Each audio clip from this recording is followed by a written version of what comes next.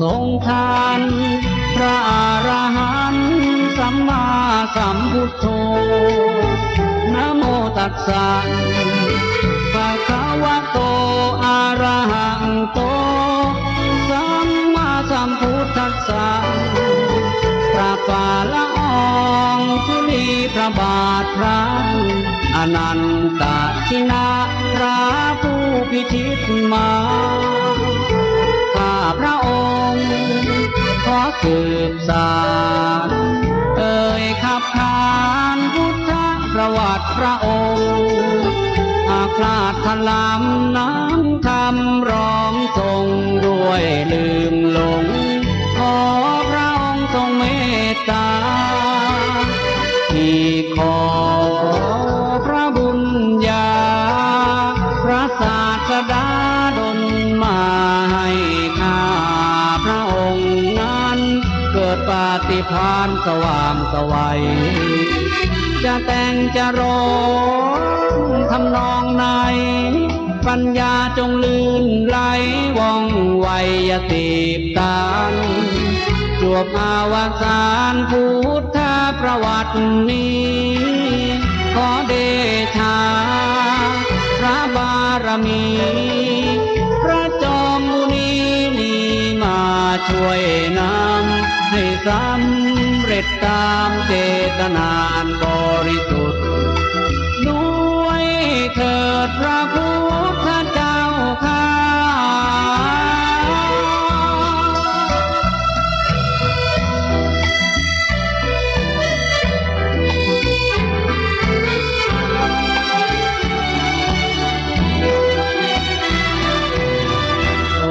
เรียงคำนำตัวอักษรเขียนเป็นกลอนนั้นลูกขอประทานอนุญาตเถิดนาหากว่าจีมีความพลังพลาดขาดเขาปัญญาลูกขอเข้ามาต่อองค์พระภควานขออัญเชิญพุทธประวัติพระพุทธองค์อันล้ำเลิศคงทรงค่าอนันต์มาร้องมาแต่งดังเจตจำนงบรรจงหาคำมาจำนานมุ่งหวังสร้างสรรค์เพื่อถวายงานเป็นพุทธบูชา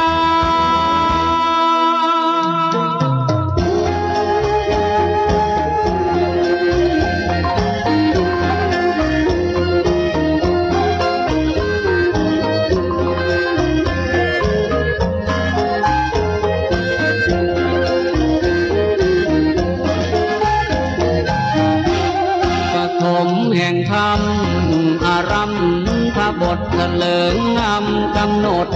เป็นพจนาจะกล่าวถึงเมืองรุ่งเรืองจำรัดกรุงกบิลพัสมหานครามีพระจอมเจ้ากษัตริย์ชื่อสุดโทธนานั้นครองธานีมีอัครา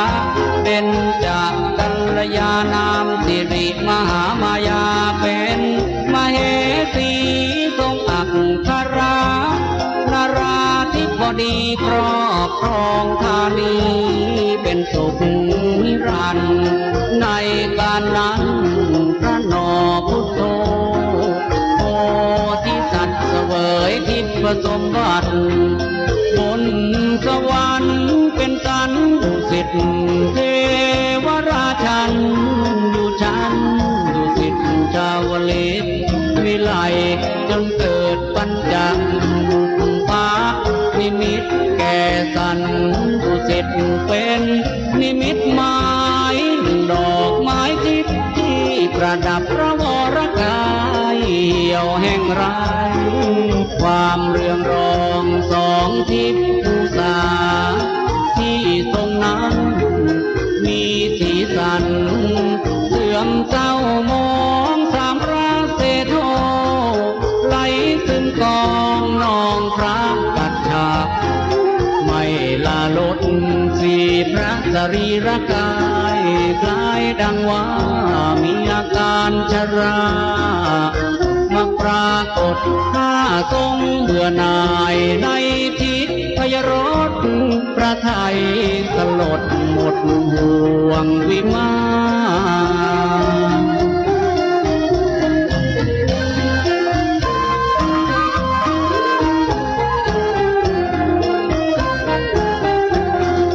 ท้าวมหาพรหมทั้งบรมอมรินทร์เท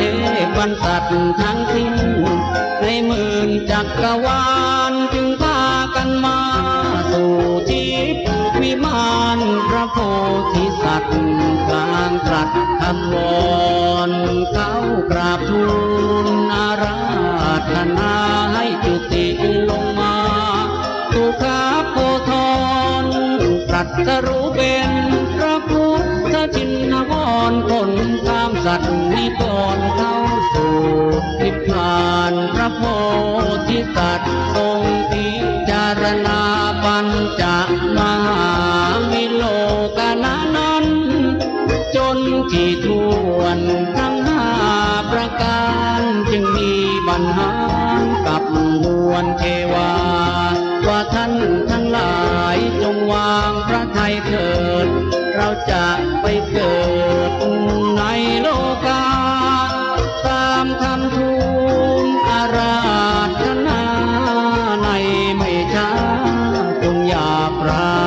รม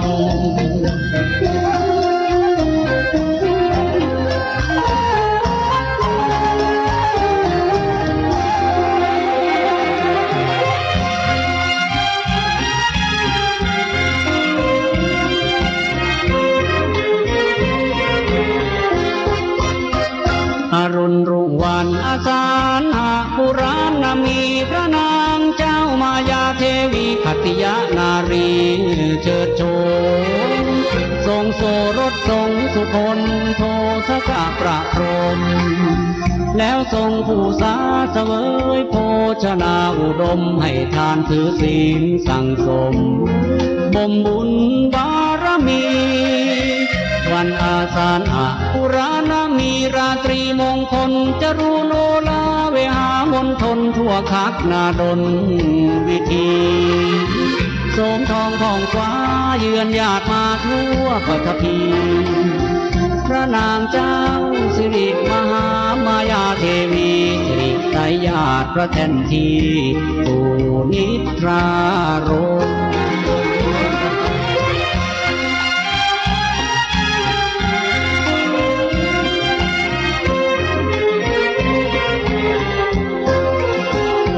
แสงระวีอังสุมาลีอรุโนไทยทรงสุบินนิมิตไป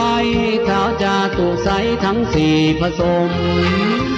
มายกพระองค์ขึ้นพร้อมทั้งพระแทนที่บรรทม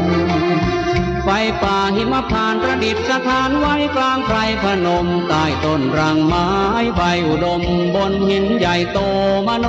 ศิลา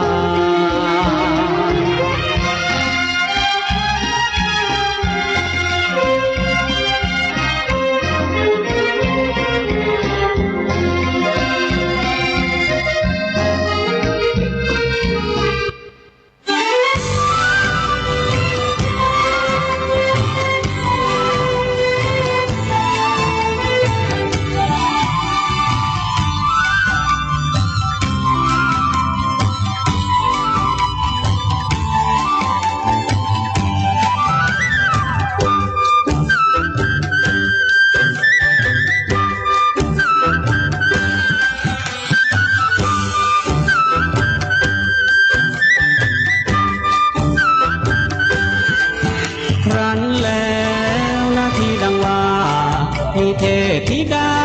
ทั้งหลายมาเชิญเสด็จดำเนินมาถึงยังท่าอนุดาตสั่งชำระพระกาย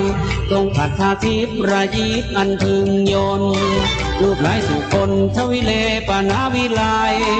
ทิพย์ภชาติดื่นดาดประดับพระกายเชิญสุวิรันคีรีรุจิพรายบรรทมอยู่ในห้องทิพย์วิมานทอง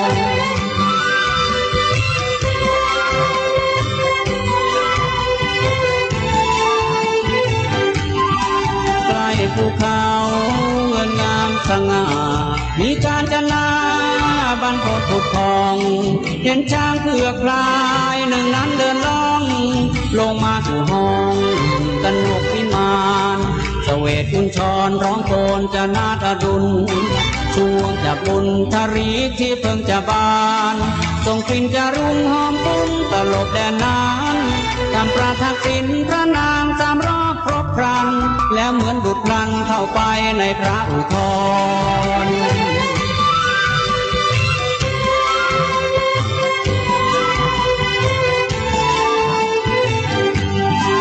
ขณะพระนางสู่บินดังกล่าวมหาสัจจาบรมบวรเสด็จทันไลจากฟ้ามอนสู่พักโพธรพระราชเทวีในขณะนั้นหมื่นโลกตถาตรูสั่นไหวไปทั่วอัมพรและเมธานีต้องกำปนาตสว่างเกิดรัศมีอุปนิมิตโดยธรรมนิยมเคยมีพระโพธิสัตว์เจ้านี้ลงสู่พระคาน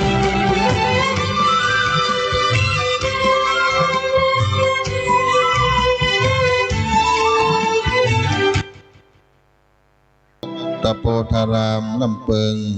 พระเถรานุเถระครูบาอาจารย์ในตำบลสุเทพทุกหัววัดที่ได้เดินทางมาในวันนี้ตลอดถึงศรัทธาสาธุชนทุกท่านที่อยู่ในตำบลสุเทพหรือใกล้เคียงที่ได้มาร่วมงานในวันนี้โครงการธรรมสัญจร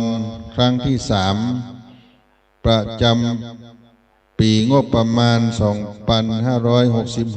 2566 ณ วัดอุโมงค์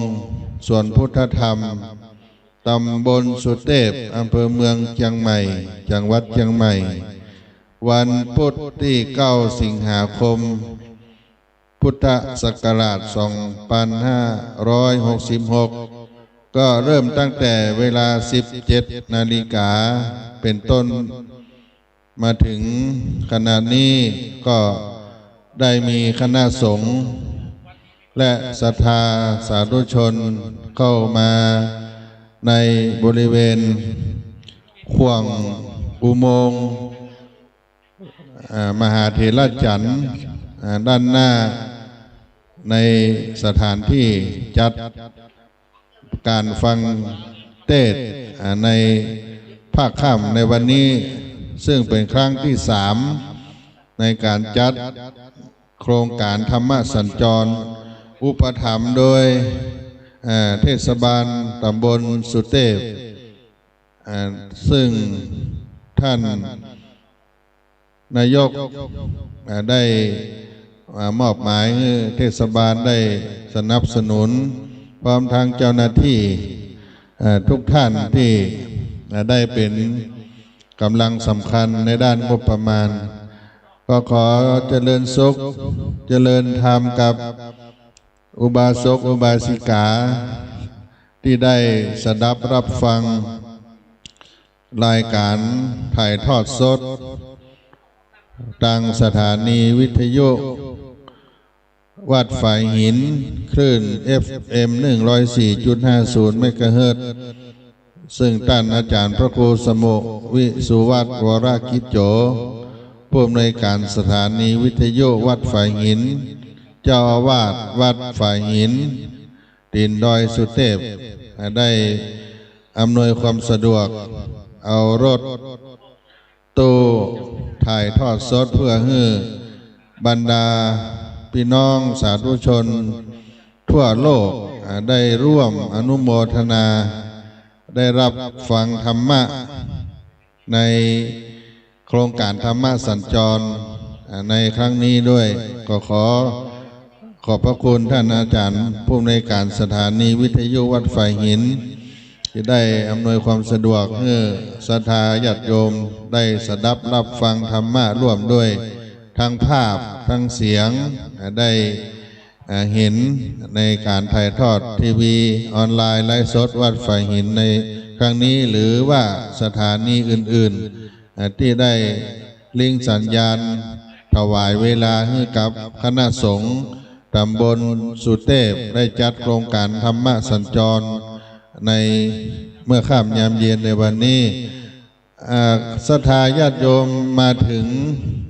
ก็ได้ลงทะเบียนรายงานตั๋วลงชื่อ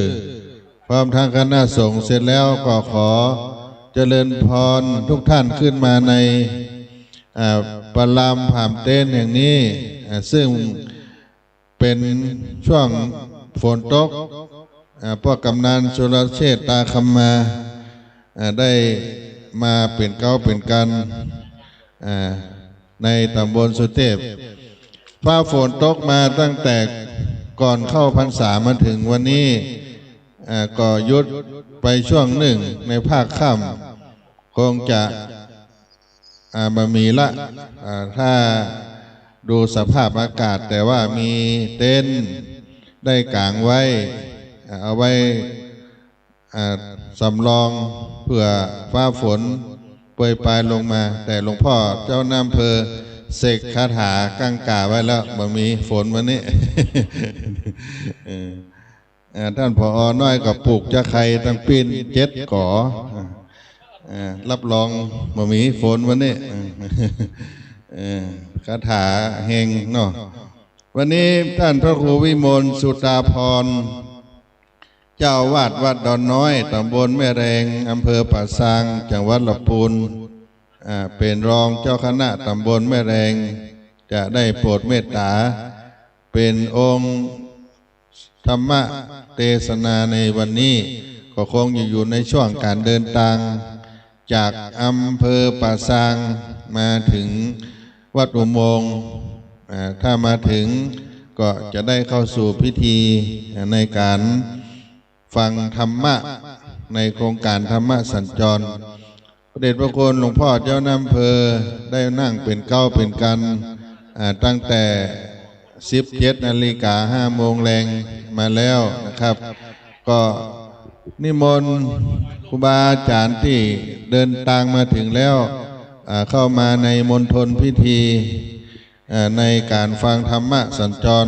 ในภาคค่ำยามเย็นวันนี้ควงอุโมงค์ส่วนพุทธธรรมเป็นโบราณสถานประวัติศาสตร์ในจังหวัดเชียงใหม่แห่งหนึ่งที่ทุกท่านอาจจะเคยมาด้านในก็มีอุโมงค์ที่ปฏิบัติธรรมของพระมหาเถรจันทร์ที่เป็นผู้ที่มีปัญญาคนหนึ่งรูปหนึ่งในนครเชียงใหม่ตอนนี้ต้อนรับท่านรองศาสตราจารย์ดร.บุญลือเผือกผ่องท่านรองนายกเทศมนตรีเทศบาลตำบลสุเทพได้มาเป็นประธานได้รับมอบหมายจากท่านนายกในวันนี้ก็เจริญพรต้อนรับท่านดร.บุญลือแล้วก็คณะได้เดินทางมาถึงแล้วศรัทธาญาติโยมท่านใดจะร่วมบุญต้นปัจจัยกันเทศก็มีด้านหน้าซึ่งท่านอาจารย์สมัครเลขานุการเจ้าคณะตำบลสุเทพเขต 1ได้ตั้งต้นพระป่ากันธรรมมาไว้ตรงนั้นได้สนับสนุนบูชาธรรมในภาคค่ำยามเย็นในวันนี้ก็ไปร่วมทำบุญกันได้เข้ามานั่งในเต็นท์ในปรามผามเต็นท์ซึ่งทางคณะสงฆ์วัดอุโมงค์ส่วนพุทธธรรมก็ได้จัดตระเตรียมไว้ต้อนรับบรรดาสาธุชนศรัทธาทุกวัดในตำบลสุเทพได้เข้านั่งเพื่อความเป็นระเบียบเรียบร้อยแล้วก็ขอได้ใส่ผ้าขาวนุ่งขาวซึ่งวัดอุโมงค์นี้ก็เป็นแห่งหนึ่งในสถานที่ปฏิบัติธรรมของจังหวัดเชียงใหม่และก็มีชื่อเสียงในจังหวัดเชียงใหม่แห่งหนึ่งแต่โบราณกาลมาญาติโยมก็เข้ามาอยู่ใน ร่มของอารามแห่งนี้มีต้นไม้พฤกษานานาพันธุ์จุ่มเย็นบ่มีความฮ้อนในวัดอุโมงค์นี้เพราะมีต้นไม้นักต้นไม้เยอะมีอากาศที่จุ่มที่เย็นตลอดปีตลอดแล้งเข้ามาแล้วก็ชื่นอกชื่นใจขยับขยายกันเข้ามาศรัทธาญาติโยมท่านทั้งหลายช่วงนี้ก็เป็นช่วงเข้าพรรษาแล้วก็ตรงกับวันพระตัวยวันนี้วันพระวันธรรมสวนะได้ทำบุญในช่วงเทศกาลเข้าพรรษาวัดวาอารามต่างๆก็มีการทำบุญตักบาตรถวายภัตตาหารพระเจ้าพระสงฆ์เจ้าด้านขันเข้าบางวัดก็ฟังธรรมหลังจากกินข้าวงายแล้วบางวัดก็ฟังธรรมตอนบ่ายบางวัดก็ฟังธรรมตึงภาค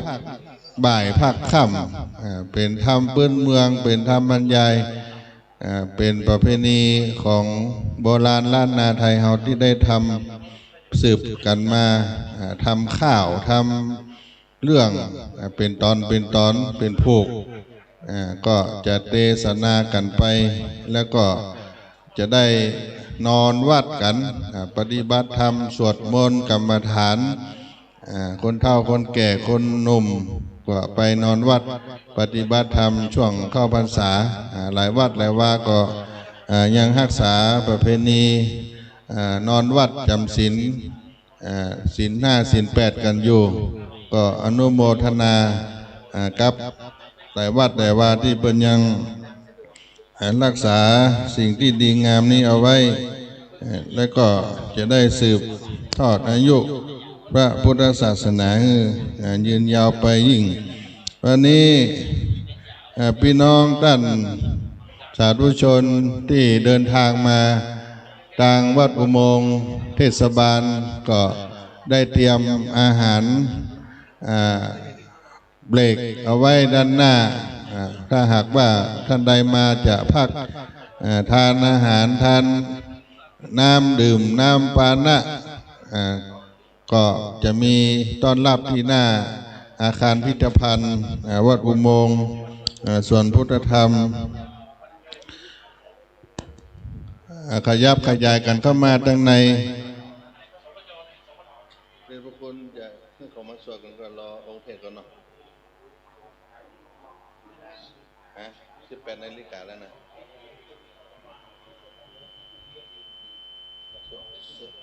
สวดกันเนาะให้นอนเนาะครับตอนนี้ก็ขอให้นักเรียนที่จะมาสวดมนต์สรพัญญะได้เดินมาที่หน้านี่เนาะหน้าโต๊ะหมู่คุณครูโรงเรียนเชิงดอยเนาะขอเชิญคุณครูและคณะนักเรียนได้มาด้านหน้าได้มากราบพระประธานกราบพระเดชพระคุณหลวงพ่อพระภาวนาธรรมาภิรัตน์เจ้าคณะอำเภอเมืองเชียงใหม่เพื่อจะได้เข้าสู่กระบวนการสวดมนต์ไว้ก่อนเพราะเอาได้เวลา18 นาฬิกาโดยประมาณที่เราจะได้เริ่มพิธีองค์เทศก็ล่างมาถึงพระธาตุดอยคำสงสัยจะแวะซื้อหวย พวกกำนันเหมางวดในก็3 แผงยาแก้ปวด ให้หนูมาเป็นคณะเนอะโอ้มาจัมโบ้มาก่อนละจัมโบ้หลวงพ่อเจ้าน้ำเพอว่าต้องใส่ซองนักหน่อย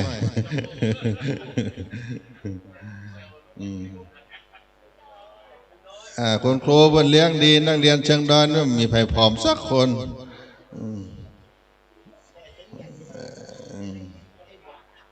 เอาอันเจ้าหน้าที่เอาไม้ให้เขากันละนี่มีขาไม้ก่อนเอาแจ้มีขามตั้งไม้ข เอาขาตั้งไม้มามีก่อนแต่มันเอาเดี๋ยวหนูกราบพระก่อนเนาะกราบพระที่ฝึกมาที่คุณครูสอนมานักเรียนโรงเรียนเชียงดอยจะมาสวดมนต์สารพันยะ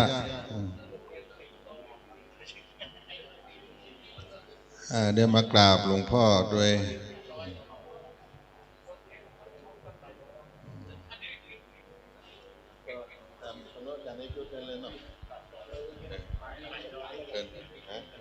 ท่านดอกเตอร์อะระหังสัมมาสัมพุทโธภะคะวะเดี๋ยวหนูเดี๋ยวก่อนกราบหลวงพ่อก่อนยังให้มากราบกราบหลวงพ่อก่อนเดี๋ยวยังมาได้จุดเทียนเด้อเย็น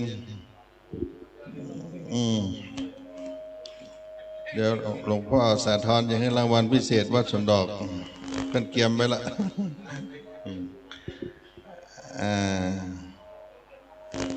แล้วก็หนูขยับมาตรงนี้ก่อนแถวหน้าแถวแรกหันหน้าไปเดี๋ยวจะให้ท่านประธานท่านได้เข้าจุดเทียนธูปบูชาพระรัตนตร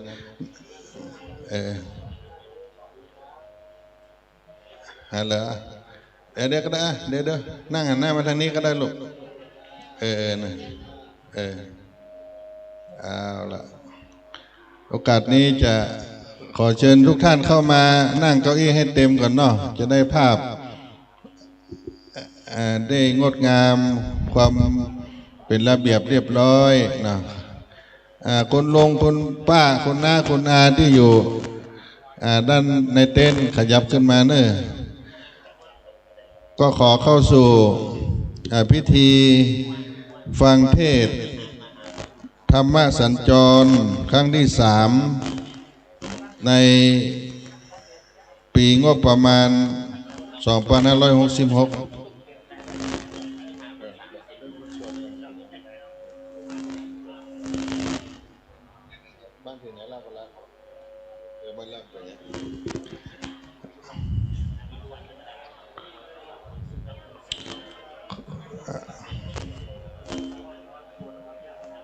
เจริญพรท่าน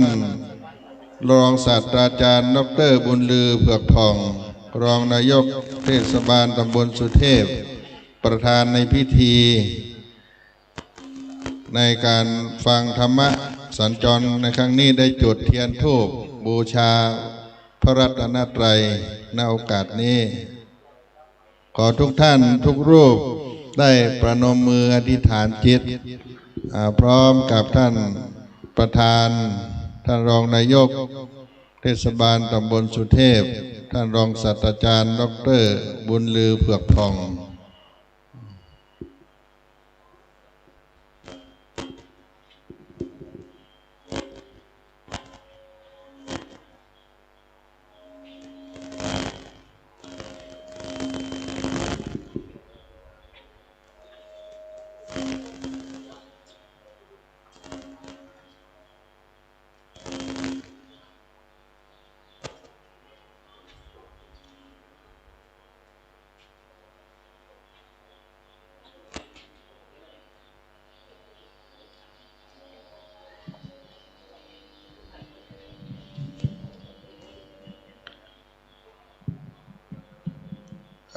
ลูกนักเรียนทุกคนกราบพระ3 ครั้งกราบ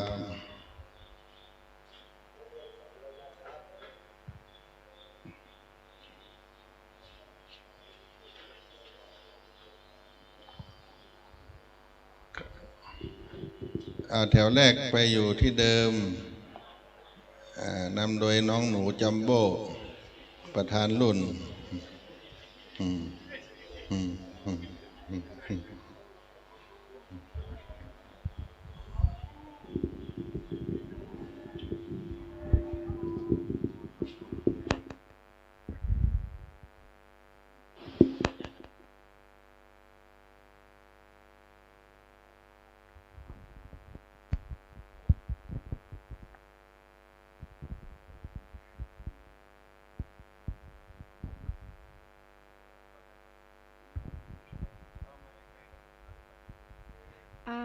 หังสัมมาสัมพุทโธภะคะวะพุทธังภะคะวันตังอะภิวาเทมิสวากขาโตภะคะวะตาธัมโมธัมมังนัมมัสสามิสุปฏิปันโนภะคะวะโตสาวกสังโฆสังฆังนะมามินะโมตัสสะภะคะวะโตอะระหะโตสัมมาสัมพุทธัสสะนะโมตัสสะภะคะวะโตอะระหะโตสัมมาสัมพุทธัสสะนะโมตัสสะภะคะวะโตอะระหะโตสัมมาสัมพุทธัสสะอิติปิโสภะคะวะอะระหังสัมมาสัมพุทโธวิชชาจารณะสัมปันโนสุขโตโรกวิทูอนุตตโรปุริสธรรมสารทิสัทธาเทวมนุษย์สานังพุทโธ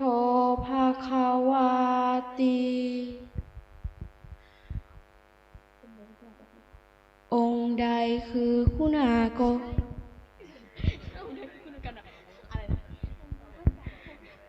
องค์ใดพระสัมพุทธสุวิสุทธสันดา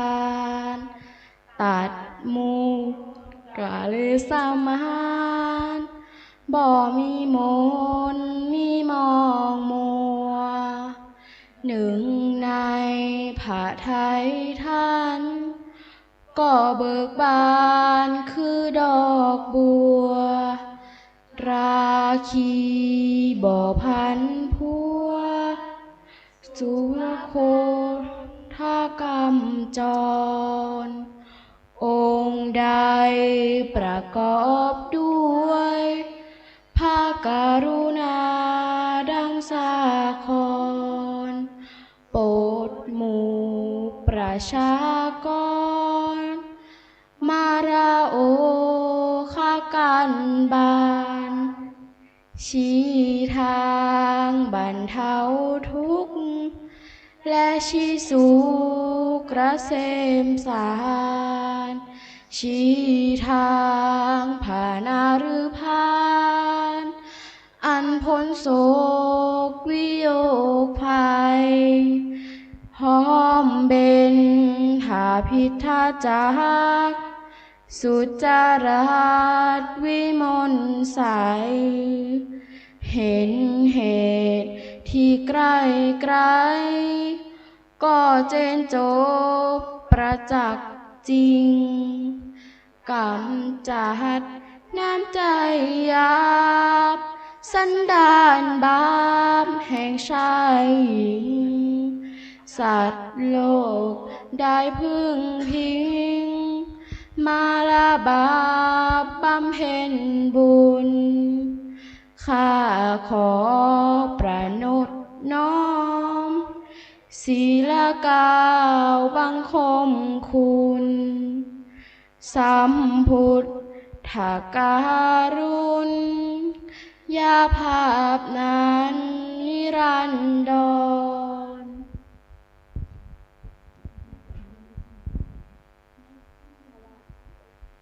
สวากขาโตภควตาธัมโมสังโฆทิโก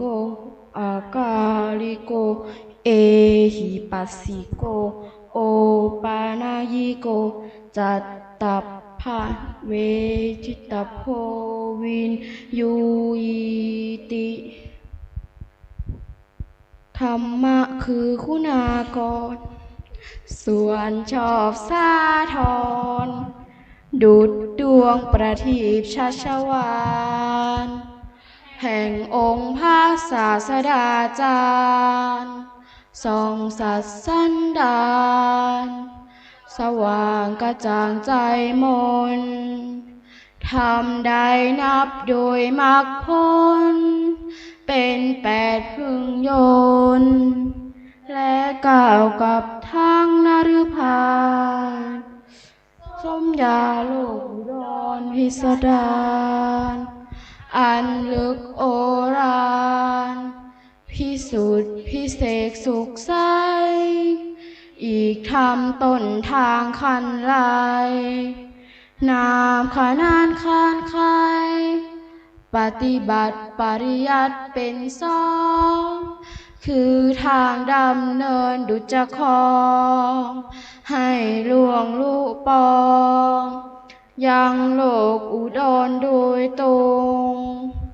ข้าขอโอนอ่อนอุตมงนบธรรมจำน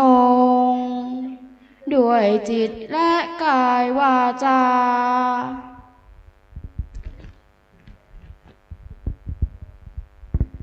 ทรงได้สาวกศาสดาสุปฏิปันโนภควโตสาวกสังโฆทุชุปฏิปันโนภควโตสาวกสังโฆยายาปฏิปันโนภควโตสาวกสังโฆสามีจิปฏิปันโนภควโตสาวกสังโฆจายะยังจัตตาริปุริสายุคานิอัตถาปุริสปุคาลาเอสะภะคะวะโตสาวกสังโฆอาหูเนยโยปาหูเนยโยทักขิเนยโยอัญชาริการณิโย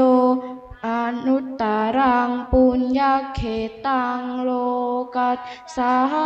ติทรงได้สาวกศาสดารับปฏิบัติมาแต่องค์สมเด็จพระขวานเห็นแจ้งจตุสัจเสร็จบันรู้ทางที่อ่านระงับและดับทุกภัยโดยพระเดชพระผู้ตรัสไตรปัญญาผ่องใสสะอาดและปราดมัวมองเหินห่างทางข้าศึกปองบ่มีรำพองด้วยและกายวาจาใจเป็นเนื้อนาบุญอันภายสานแด่โลกายและเกิดพิบูลพูนพ้นสมญาเอารสทศพลมีคุณอานนท์อเนกจะนับเหลือตาข้าขอนบหมู่ภัสราพกทรงคุณานุคุณประดุจลำพันด้วยเดชะคุณข้าอภิวันพระไลรัตอันอุดมดิเรกนิรัสไสทรงช่วยขจัดโพยภัยอันตรายใดๆจงดับและกับเสื่อมสูญพาหุงสหัสสมาพินิมมิตสาวุทันตังคีเมขรังอุทิตะโคราสเสนามารังทานาทิธรรมวิธินาชิตวามุนินโทตันเตชะสาภวตุเตชายสิทธินิจจังปางเมื่อพระองค์ป ปารามาพุทธทาวิสุทธาศาสดาตัสสรู้อนุตตรสัมมาทินาโพธิบัลลังก์คุณมารสหัสสาพาหุภาหุวิชาวิชิตครังขีคีริเมคาราปะทังคาชาหิยมกะเหิมหานแสงเสกสาราอุทัปปดิษฐ์กาลคิดจารอนรานรุมพลผาหนพายุหาปานพาสมุทรทานองมาหวังเพื่อผาจนวารามนินทาสุชินนาราชาพระป่าผาหนพายุหามาละมาเลืองมาลายสูนด้วยเดชะองค์พระทศพลสุวิมลละภัยบุญทานาทิธรรมมวิธิกุลธนาน้อมมโนตามด้วยเดชะสัตย์จาวาจนาและนามามีองค์สามขอจงนิกรภาราสยามชายาสิทธิทุกวันถึงแม้จะมีอริวิเศษพาราเดชะเทียมมานขอไทยประจนพิชิตพานอาริแมนมุนินทอง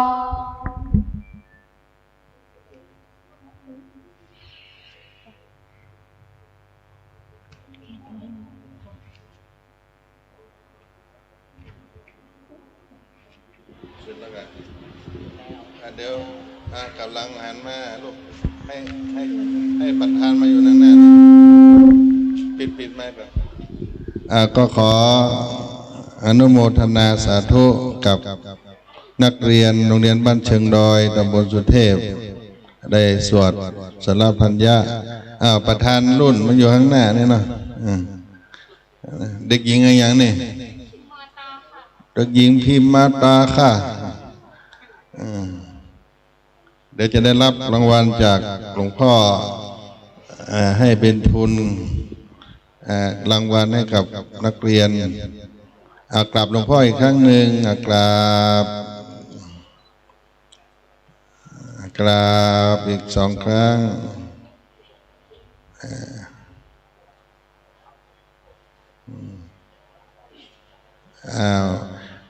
น้องจัมโบ้มาพิมมาตาแบมือหลวงพ่อจะแบมือไว้รักษาทุนเนอะเอาไว้เป็นทุนแล้วแต่คุณครูเนอะประมาณ10,000 บาทนะถ้าไม่ถึงก็ไปตามท่านรองบนลือเนอะเอาละกราบหลวงพ่อแล้วก็ออกไปเนาะ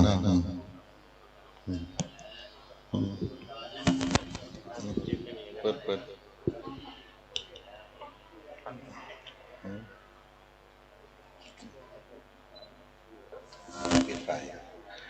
ค่อยๆเดินไปเป็นแถวงามๆ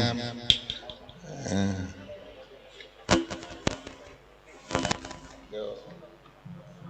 พ่ออาจารย์เตรียมไมค์ก่อนเลยลำดับต่อไปนี่จะเป็นการกล่าวรายงานในพิธีเปิดโดยท่าน ปลัดเทศบาลจะเป็นผู้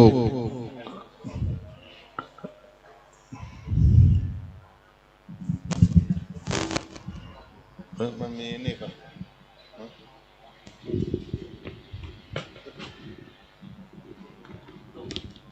เปิดเลยก็มันมีเจ้ารายงานแล้วกันมันมีนี่ว่าคนนี้ว่าขอเชิญท่านรองท่านปลัดเนาะท่านปลัดเทศบาลได้กล่าวรายงานต่อประธานในพิธีและก็ท่านรองศาสตราจารย์ดร.บุญลือเผือกผ่องจะได้กล่าวเปิดงานเป็นลำดับต่อไปณโอกาสนี้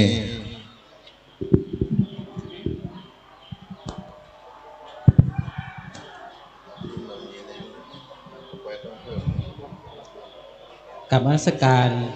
พระเดชพระคุณเจ้าคณะอำเภอเมืองเชียงใหม่เจ้าคณะตำบลสุเทพเขต 1เจ้าคณะตำบลสุเทพเขต 2และพระเถระทุกรูปเรียนประธานในพิธีเรียนท่านกำนันตำบลสุเทพเรียนท่านรองนายกตลอดจนแขกผู้มีเกียรติทุกท่านนะครับที่ได้มาร่วมงานโครงการธรรมสัญจรครั้งที่3ประจำปีงบประมาณพ.ศ. 2566ตามที่เทศบาลตำบลสุเทพร่วมกับคณะสงฆ์ตำบลสุเทพได้จัดขึ้นในครั้งนี้กับผมนายเทพนิมิตรแสนพรหมปลัดเทศบาล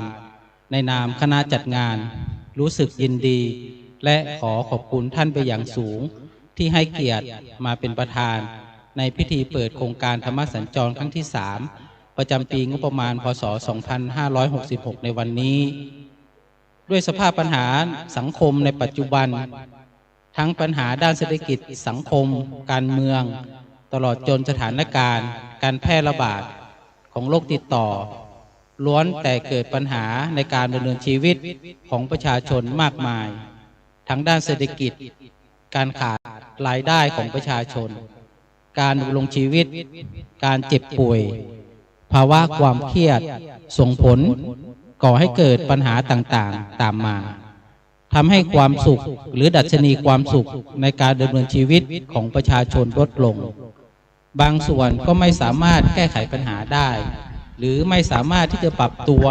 เข้ากับสภาพปัญหาได้ก็จะทำให้สภาพจิตใจมีความเสื่อมลงมีความเครียดมากขึ้นและอาจก่อให้เกิดผลกระทบต่อสุขภาพกายตามมาซึ่งการนำหลักธรรมะของศาสนามาปรับใช้ในชีวิตประจำวันด้วยการเสริมสร้างพื้นฐานจิตใจให้มีสำนึกคุณธรรมจริยธรรมที่เหมาะสมในการดำเนินชีวิตด้วยความอดทนความเพียรมีสติปัญญาและมีความรอบคอบให้เกิดความสมดุลและพร้อมรับความเปลี่ยนแปลงที่เกิดขึ้นอย่างรวดเร็ว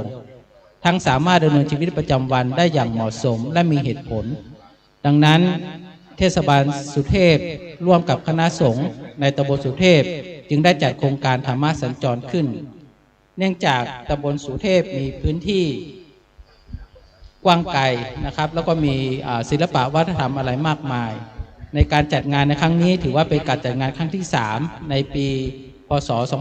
2563ซึ่งก็เป็นโอกาสดีที่พี่น้องประชาชนทั้งหลายได้ร่วมกันมาในการร่วมมาธรรมสัญจรเพื่อใช้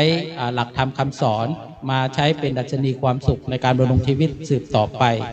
วันนี้ได้เวลาเป็นมงคลเดินแล้วขอกราบเรียนเชิญท่านรองนายกเทศมนตรีเทศบาลตำบลสุเทพในฐานะประธานการจัดงานในครั้งนี้ได้ให้เกียรตินะครับกล่าวเปิดงานและกล่าววัตถุประสงค์ถึงความเป็นมาเป็นไปในการดำเนินงานเพื่อให้สำเร็จรุ่งเรืองต่อไปขอกราบเรียนเชิญครับผมครับนมัสการพระคุณเจ้า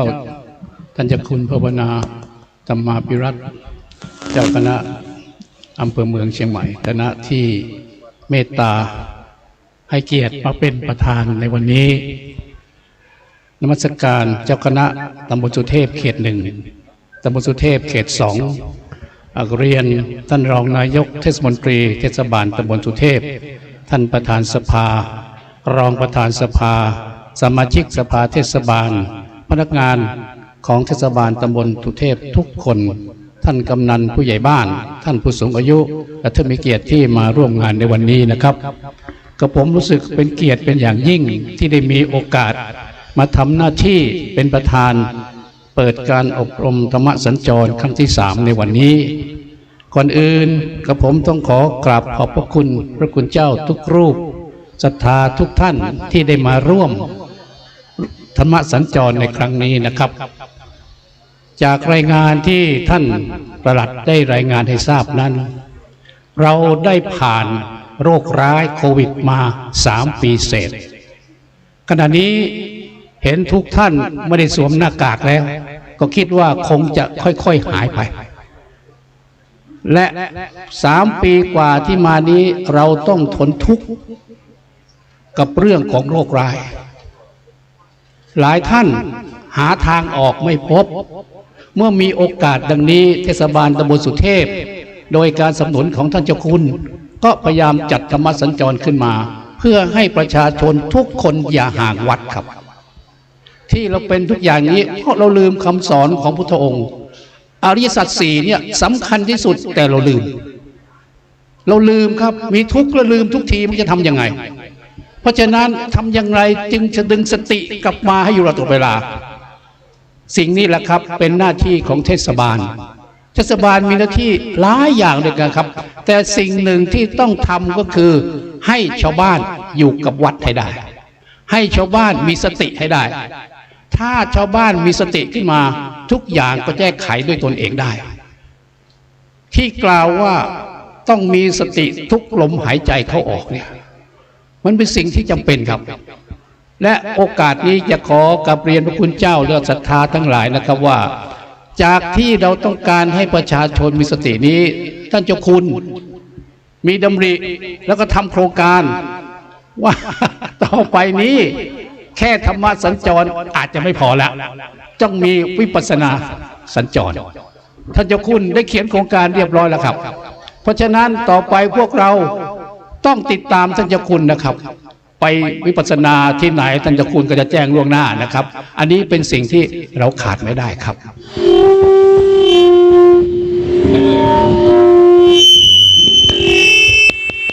และวันนี้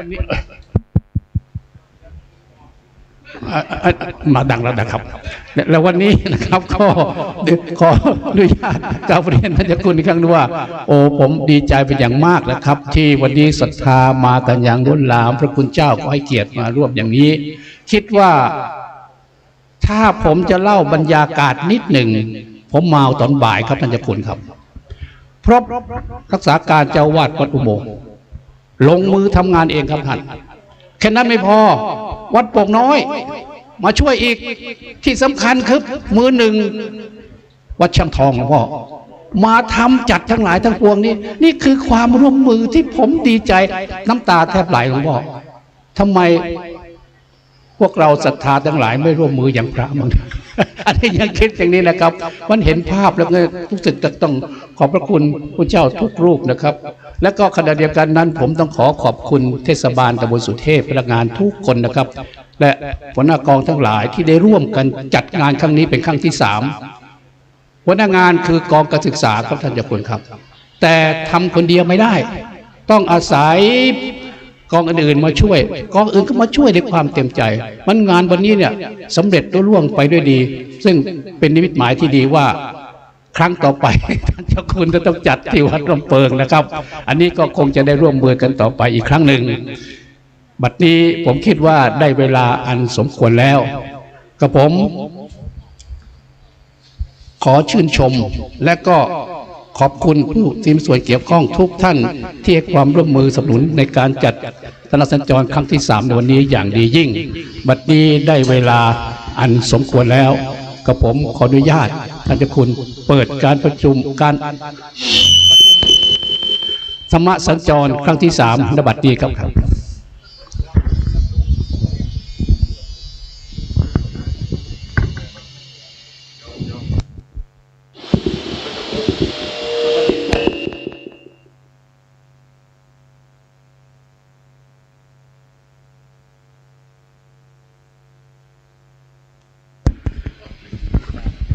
กับท่าน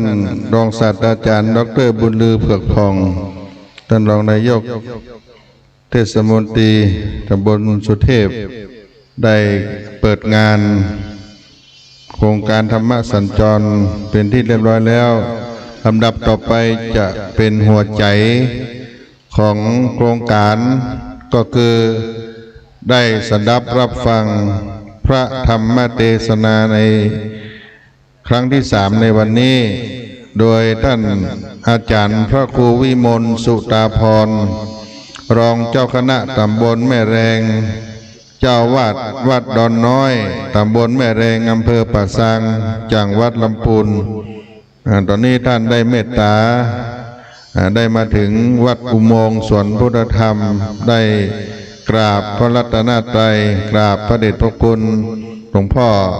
เจ้าคณะอำเภอเมืองเชียงใหม่ได้ขึ้นธรรมาสน์เพื่อจะได้เข้าสู่การฟังธรรมะในโครงการธรรมสัญจรลำดับนี้ในตำบลสุเทพก็ขอเชิญพ่อกำนัน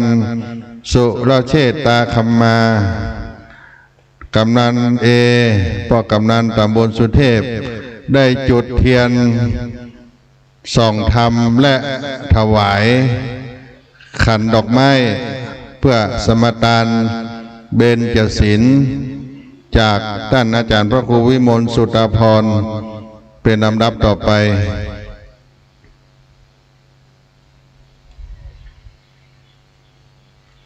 ขันดอกให้พ่อกำนันด้วย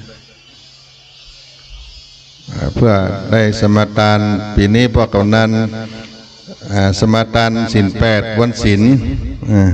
รักษาศีล8วันธรรมดารักษาศีล5ก็เป็นกำนันตัวอย่างหมู่บ้านศีล5ในตำบลสุเทพนี่มีคนเดียวเลย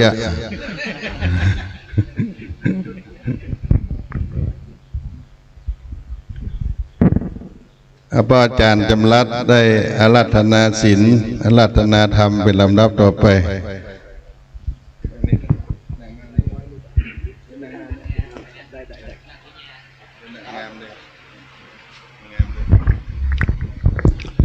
กราบทุกท่านสา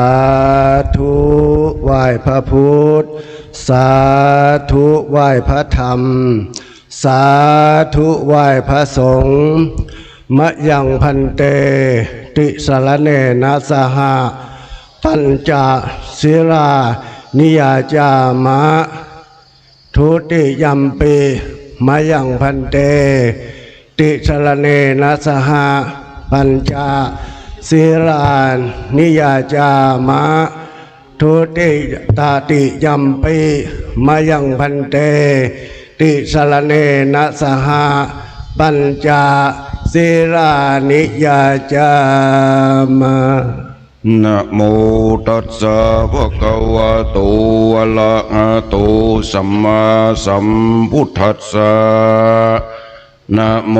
ตัสสะภะคะวะโตอะระหะโตสัมมาสัมพุทธัสสะนะโมตัสสะภะคะวะโตอะระหะโตสัมมาสัมพุทธัสสะนะโมตัสสะภะคะวะโตอะระหะโตสัมมาสัมพุทธัสสะนะโมตัสสะภะคะวะโตอะระหะโตสัมมาสัมพุทธัสสะนะโมตัสสะภะคะวะโตอะระหะโตสัมมาสัม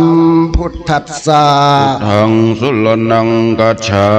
มิพุทธังสรณังคัจฉามิธัมมังสุรนังกัจฉามิธัมมังสรณังคัจฉามิสังฆังสุรนังกัจฉามิสังฆังสรณังคัจฉามิทุติยัมปิพุทธังสุรนังกั กัจฉามิ ทุติยัมปิพุทธังสรณังคัจฉามิ ทุติยัมปิธัมมังสรณังกัจฉามิ ทุติยัมปิธัมมังสรณังคัจฉามิ ทุติยัมปิสังฆังสรณังกัจฉามิ ทุติยัมปิสังฆังสรณังคัจฉามิ ตติยัมปิพุทธังสรณังกัจฉามิ ตติยัมปิพุทธังสรณังคัจฉามิ ตติยัมปิธัมมังสรณังกัจฉามิ ตติยัมปิธัมมังสรณังคัจฉา ต มิ ติยัมปิสังฆังสรณังกัจฉามิ ตติยัมปิสังฆังสรณังคัจฉามิ ปานาติปาตาเวระมณีสิกขาปตังสมาธิยามิ ปานาติปาตาเวรมณีสิกขาปะทังสมาธิยามิ ตินนาตานาเวระมณีสิกขาปตังสมาธิยามิ อาทินนาตานาเวรมณีสิกขาปะทังสมาธิยามิ กาเมสุมิชาจาราเวระมณีสิกขาปตังสมาธิยามิ กาเมสุมิชาจาราเวรมณีสิกขาปะทังสมาธิยามิ มุสาวาตาเวระมณีสิกขาปตังสมาธิยามิ โมสาวาทาเวรมณีสิกขาปะทังสมาธิยามิ สุราเมรยะมัชฌะปมาทัฏฐานาเวระมณีสิกขาปตังสมาธิยามิ สุราเมรยะมัชฌะปมาทัฏฐานาเวรมณีสิกขาปะทังสมาธิยามิ อิมานิปัญจสิกขาปตานิสีเลนะสุขติงยันติสีเลนะโภคะสัมปตาสีเลนะนิพุตติงยันติทัสมาสีรังวิโสทะเย สาธุสาธุสาธุพระมาจโรกาธิปติสัมปติกรัญชรีอันทิวรังอาญาจาธาสันติธาสัตราปรจักตชาติกาเทเสตุธรรมังอนุกัมปิมังปะชัง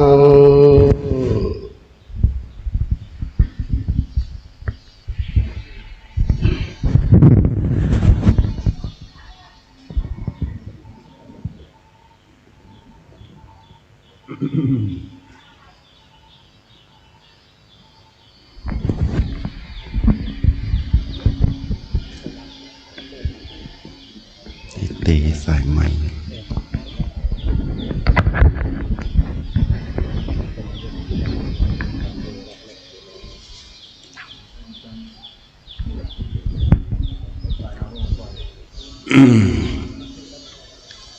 นะโมตัสสะภะคะวะโตอะระหะโตสัมมาสัมพุทธัสสะนะโมตัสสะภะคะวะโตอะระหะโตสัมมาสัมพุทธัสสะนะโมตัสสะภะคะวะโตอะระหะโตสัมมาสัมพุทธัสสะบุญญาณิประโรกสมิงปฏิทาโหนติปฏินันติตียกมือ10 นิ้วดังวางคิ้วไก่เก่าเกษาอังหังวันตาไหวคุณของพระหันไหลรัตนะพระแก้วเจ้าทั้ง3 พระการอันทะปันนาตั้งไว้ กลางโขงแก้วอลัมตั้งสามวัดอุโมงค์สวนพุทธธรรมอันตรวิเศษแห่งนี้กราบไหว้บุญบารมีพระเดชพระคุณหลวงพ่อท่านเจ้าคุณเจ้าคณะอำเภอเมืองเชียงใหม่พร้อมด้วยพระมหาเทลานุเทระพระภิกขุสามเณรเจ้าเจริญสุขสดสดีอยู่ดีกินหวานกินหอมตอมโมนจึงได้มีกับบรรดาศรัทธานาบุญสันนิบาตตานเข่าตีนจองลองวัดศิเลาเสาขวัญเทศบาลตำบลสุเทพทุกท่านทำมีคาถากาละโอกาสต่อไปนี้เก่ากับผมอัตมาภาพจักได้แสดงพระธรรมเทศนาพรรณนาถึงสัพพุธรรมคำสั่งและคำสอนขององค์สมเด็จพระจินวรพระบรมศาสดาสัมมาสัมพุทธเจ้าพร้อมด้วยคำสั่งคำสอนโยคาวจระบัณฑิตนักปราชญ์ผู้ฉลาดรอบรู้ผู้มีประสบการณ์ชีวิตผ่านพ้นมาแล้วจะได้เอามาตีสนาปองคือสมควรแก่กาละและเวลาในวันนี้เป็นวันธรรมสวนะวันพระวันศีลเดิน10เหนือทุติยะแหม8คำพำว่าได้เป็นวันมหาบารมีโลมพลังสุขาสังขัสสะสามัคคีระหว่างสองคณะกนาตั้งไปในไปนอกไปในหมายมีบารมีประเดชพระคุณท่านหลวงพ่อเจ้าคุณเจ้าคณะอำเภอเมืองเชียงใหม่พร้อมด้วยคณะสงฆ์ถึง2 เขตเทศบาลตำบลสุเทพศรัทธานาบุญในตำบลสุเทพมีท่านนายกรองนายกเจ้าหน้าที่พอออกไม่ออกศรัทธานาบุญทุกวัดทุกวาทุกบ้านทุกจองได้พากันมาประชุมนุมกันที่วัดอุโมงค์สวนพุทธธรรมแห่งนี้มาพาลบซึ่งความสุขถึงความเจริญซึ่งการมีน้ำใจโอบอ้อมอารีแสดงซึ่งความเป็นพุทธมามกะแสดงถึงความเป็นเจ้าพุทธ1,000,000ญาติโยมทั้งหลาย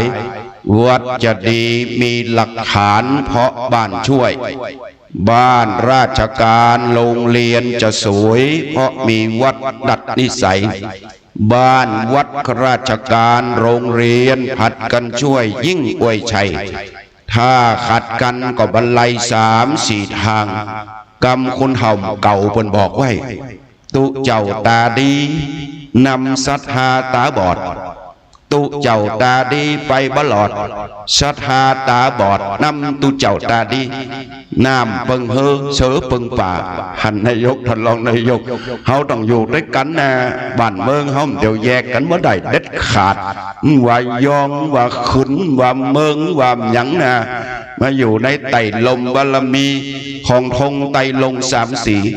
สีแดงคือชาติสีขาวคือพระพุทธศาสนาสีน้ำเงินหมายว่าพระมหากษัตริย์ไทยแยกกันได้เกิดมาต้องพบพระอันเนี้ยจินกูดโป้นออกอิเมมาลับปุ่นจินโหดตกหมอนได้กับป้นกันเมื่ออันนั้น3 สีนี่แยกกันตึ้มได้ฉะนั้นศรัทธาญาติโยมเทศบาลบนดอยสุเทพบารมีคณะสงฆ์เทศบาลสุเทพถึง2 เขตแซงหน้าละปูนมดเดี๋ยวนี้นะละปูนย่อมมีธรรมสัญจรนะเดี๋ยวนี้นะเชียงใหม่มาครั้งที่3เดี๋ยวหลวงพ่อปดโพแซงไป3ตะเปิ้ล3บ่ละวะละปูนเขากำลังปรึกษาว่าในประชุมเจ้าคุณเทพรัตนนายกประชุมคณะสงฆ์เมืองละปูนตึงเมืองมีอยู่400 กุตุนมาที่มจรวิไลสงฆ์ละปูนกำลังสั่งของตำบุญละ2 ตี2 ตีนี่แค่หน่อยไปก่เจ้าคุณว่าเอาลายๆเนอะเชียงใหม่เปิดไปกันลายละนายจะมาพากันรับนิมนต์จากท่านพระครูเจ้าวาดวัดอุโมงค์สวนพุทธธรรมนี่เป็นเมตตาตลอดก่อนในสมัยหลวงพ่อองค์ก่อนก็เหมือนกันหลวงพ่อองค์ปัจจุบันนี่ก็เหมือนกันมาคุณเอาสังฆทานมาคุณเอาของดีวัดอุโมงค์เอาไปเอาขึ้นไปอมก๋อยเอาขึ้นไปทานเป็นตัวแทนแต่มาพาเขาไปตู้เจ้าสะพานบุญศรัทธานำของกินของทานไปจอยพระธรรมจาริกของอาจารย์ท่านพระครูผู้ช่วยเจ้าวาดวัดศรีโสดาเนี่ยไปปะกันอมก๋อยมันไปกินไปทานลมกันเนี่ยนาบุญแต่ วันนี้ตู้เจ้าบันนอกคอกนิคมนึกความหู้แข่หางอึ่งเล็กๆน้อยๆได้มาแสดงพระธรรมเทศนาชีวิตมนุษย์คนเราย่อมแผ่ผันสิ่งสำคัญอย่าประมาทสิ่งผิดพลาดคือบทเรียนสิ่งภาคเพนคือราบและผลสิ่งช่วยตนคือปัญญาสิ่งบูชาคือบุญคุณสิ่งค้ำจุนคือพ่อและแม่ผู้เสริมต่อคือครูบาอาจารย์สิ่งสำราญคือความชั่วสิ่งเมาโมคือความอยากพาลำบากคือความขี้ข้านใจไม่เบิกบานคือใจเป็นหนี้เป็นสินความปนปี้คืออบายมุขพาให้สุขคือธรรมะไม่หมดภาระคือยังไม่ตายเขายังมีภาระมีหน้าที่จอยเลออุปถัมภ์เกื้อกูลกันถึงสองเบิ่งไฟแล้ววันดีคืนดีเขาตุกอกตุกใจเขาจะไปเปิงไผ่ศรัทธาทั้งหลายเปิงปีเจ็บต้องเปิงน้องเจ็บใจแล้วไปเปิงไผ่องค์พระบรมศาสดาสัมมาสัมพุทธเจ้าได้เทศนาเป็นภาษาบาลีอัตมาภาพบสันทัดปกของภาษาบาลีแต่แปลเอามาแล้วได้เป็นภาษาไทยเหมือนมามากครับสำเร็จรูปโกดนำห้อนลงใส่ก็ได้กินเป็นภาษาไทยเป็นภาษาย่องลมสมัยจะหูฟังเมื่อชีวิตมีปัญหาอย่าท้อแท้หนทางแก้มีเสมอพระพุทธเจ้ามือก้านนะศรัทธาครูบาอาจารย์มือก้านนะอัตมาภาก็เป็นลูกศิษย์ทันเจ้าคุณเจ้าคณะอำเภอเมืองเชียงใหม่ไปอบรมวิปัสสนา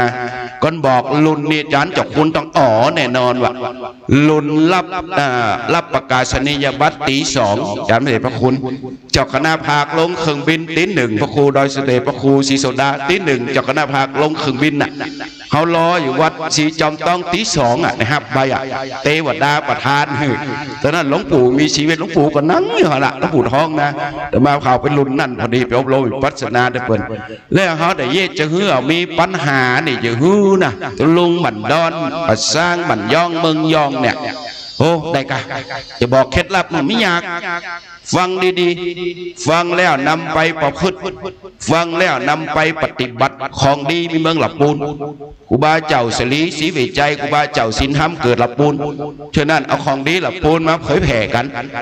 ของดีที่ว่าเขามีปัญหาชีวิตเขามือทอดถอยมืออย่างนี้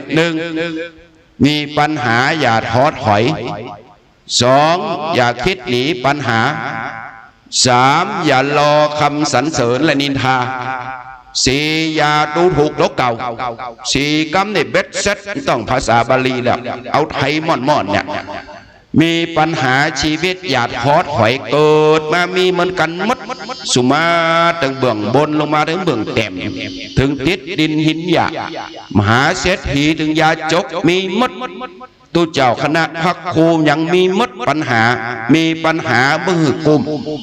มีปัญหาแต่ไปสุมาเตสัตอาญาติโยมครูบาปัสสางเหล่าปูนี่เป็นเก้าครูบาเนาะครูบาเป็นเขาว่าครูบาแก้วคัตติโยอยู่วัดไปเหงก้องงามเป็นปกครูของครูบาพระบาทตักผาแล้วครูบาเจ้าสลีศรีวิจัยครูบาเจ้าสินธรรมไม่เห็นเอากรรมฐานที่ครูบายานะวัดน้องเงิก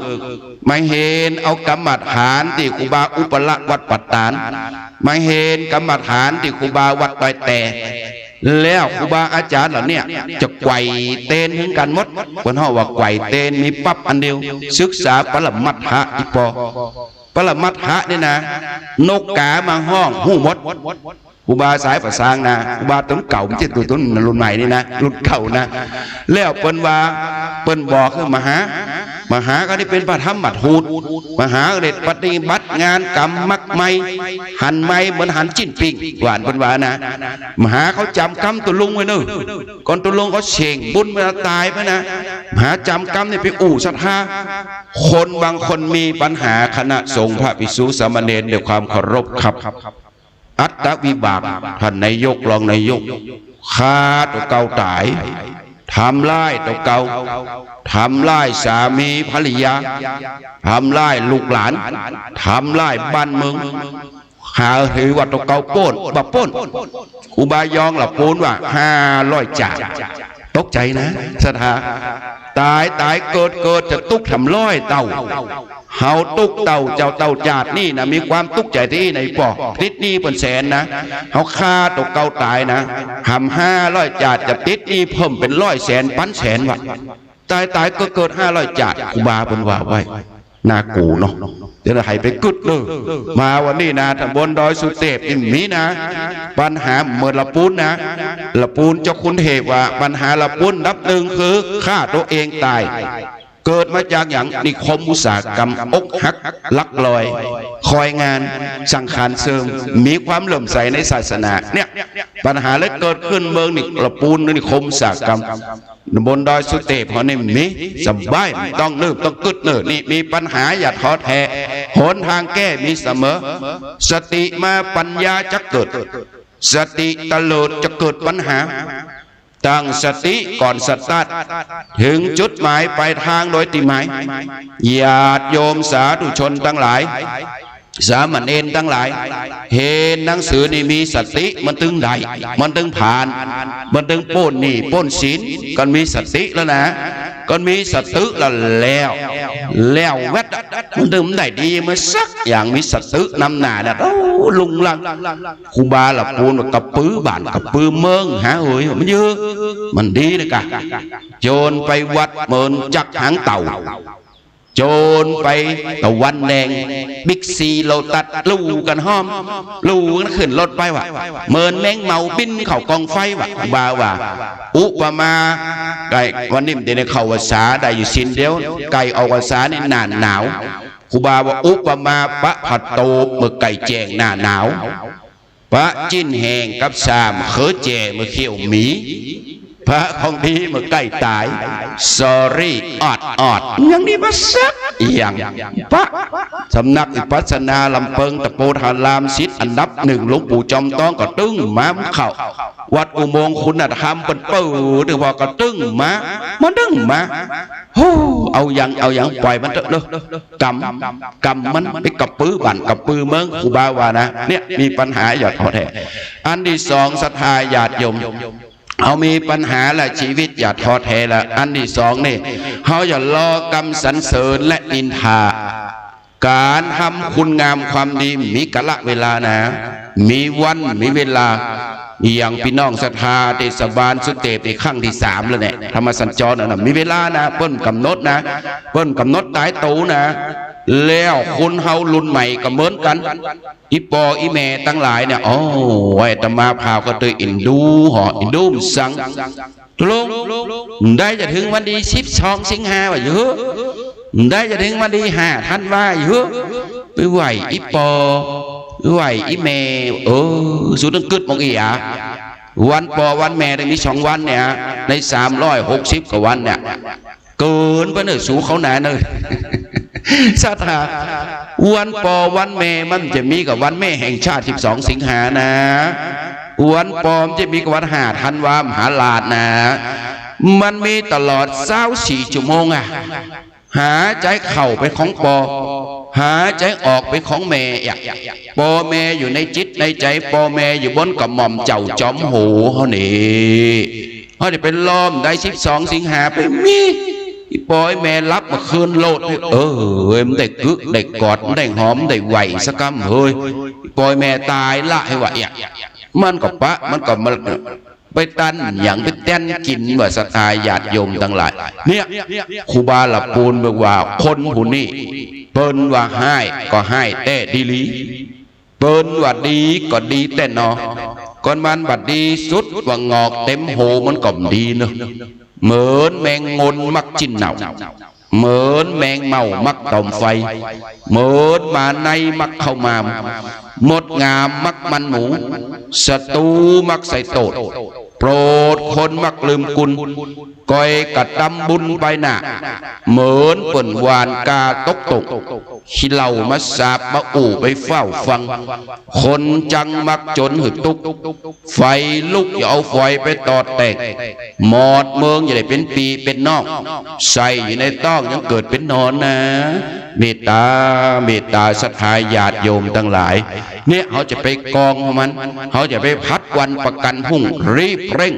ทำความดีเสียตั้งแต่วันนี้ใครมาวัดอุโมงค์สวนพุทธธรรมวันนี้โชคดีเด็กไปถูกหวยแล้วรวยแล้ว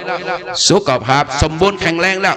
สบายหายเจ็บเข่ากับนี่แล้วนี่ได้เดินออกกำลังกายมานี่ได้มันนั่งปลำหามเปงนี่อากาศกดดิยุงก่อมมีห้อนก่อมห้อนหนาวก่อมหนาวพอดี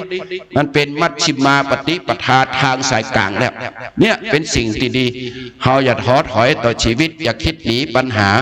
อย่ารอคำสรรเสริญและนินทา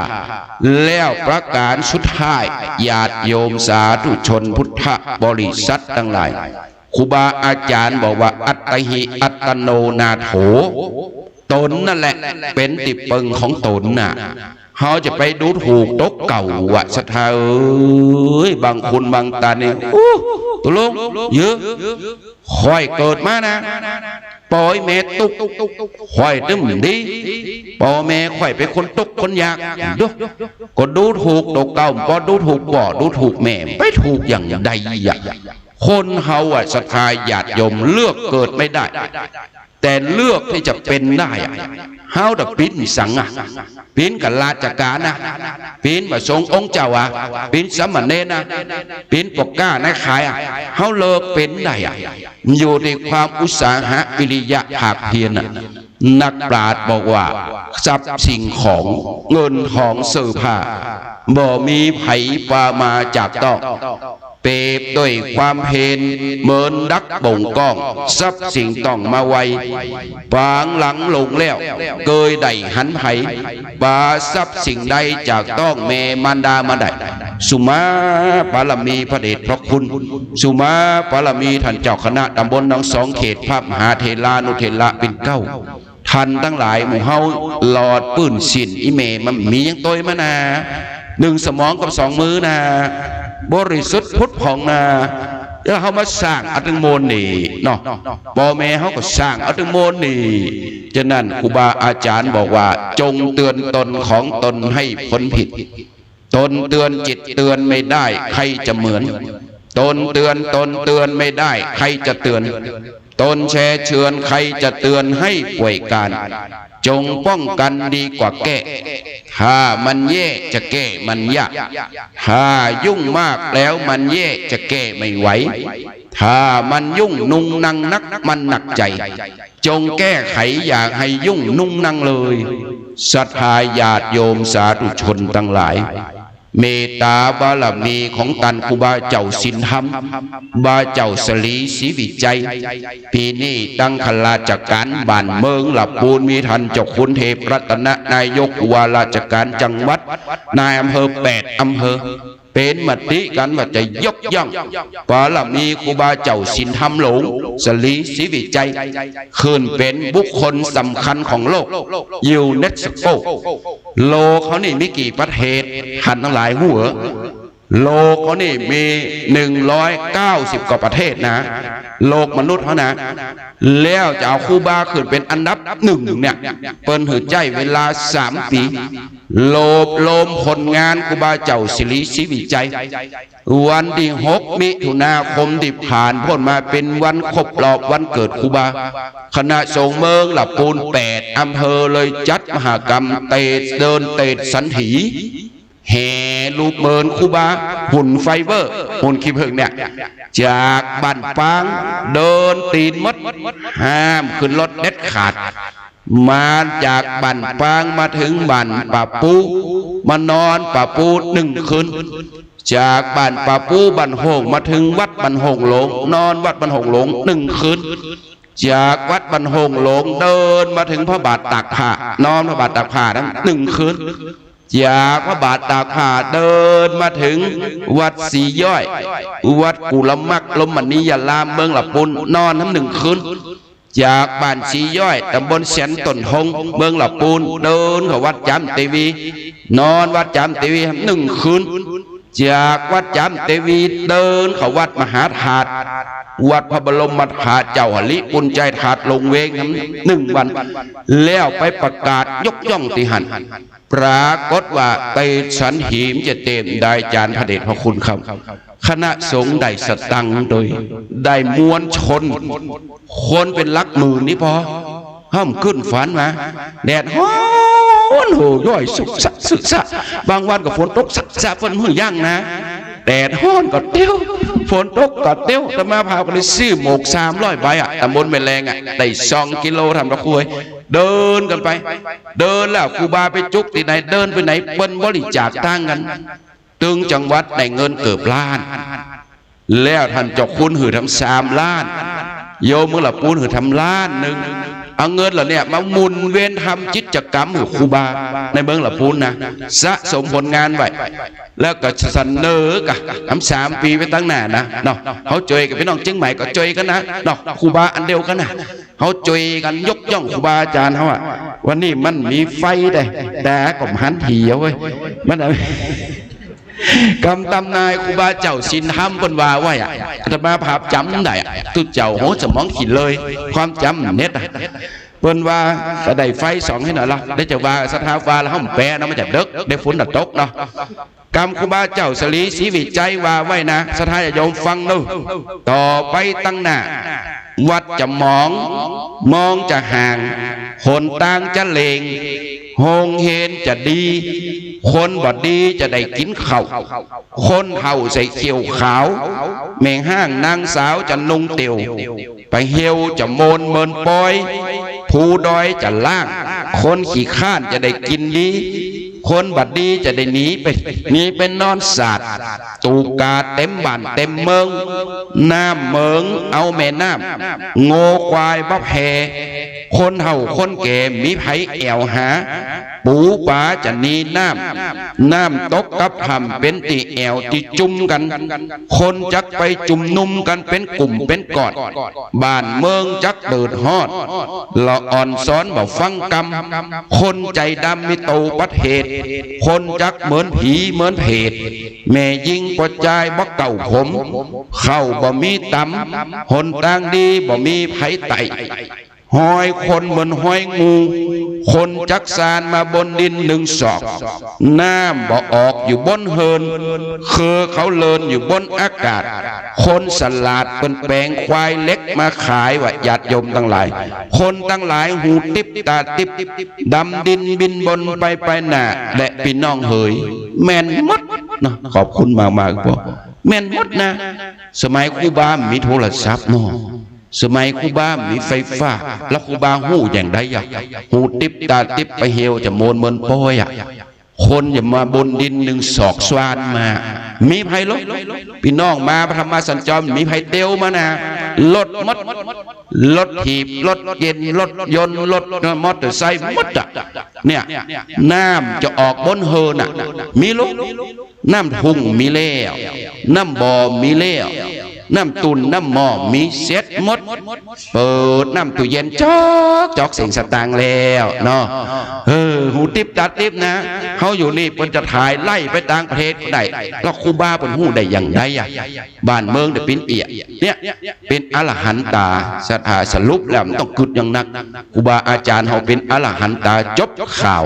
ทำดีไปเตอะเสียลายสถาเนาะเขาช่วยกันทำดีเอาละวันนี้อาตมาภาพได้กราบเล่นครูบาอาจารย์ได้เสนอธรรมะ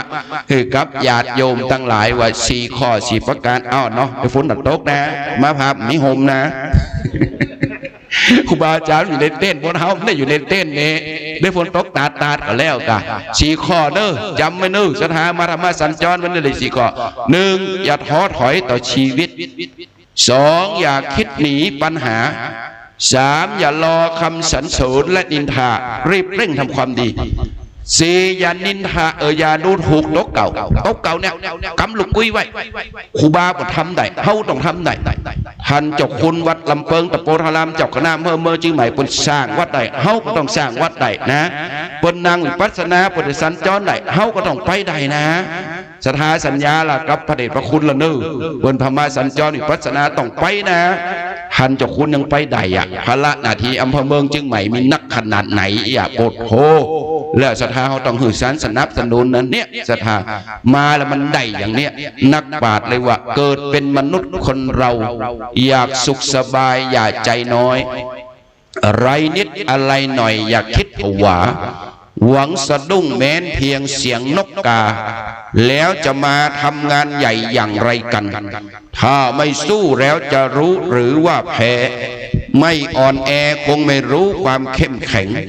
ไม่ปีนหลักคงไม่รู้ความแข็งแรงไม่ถูกแซงคงไม่รู้เราช้าไป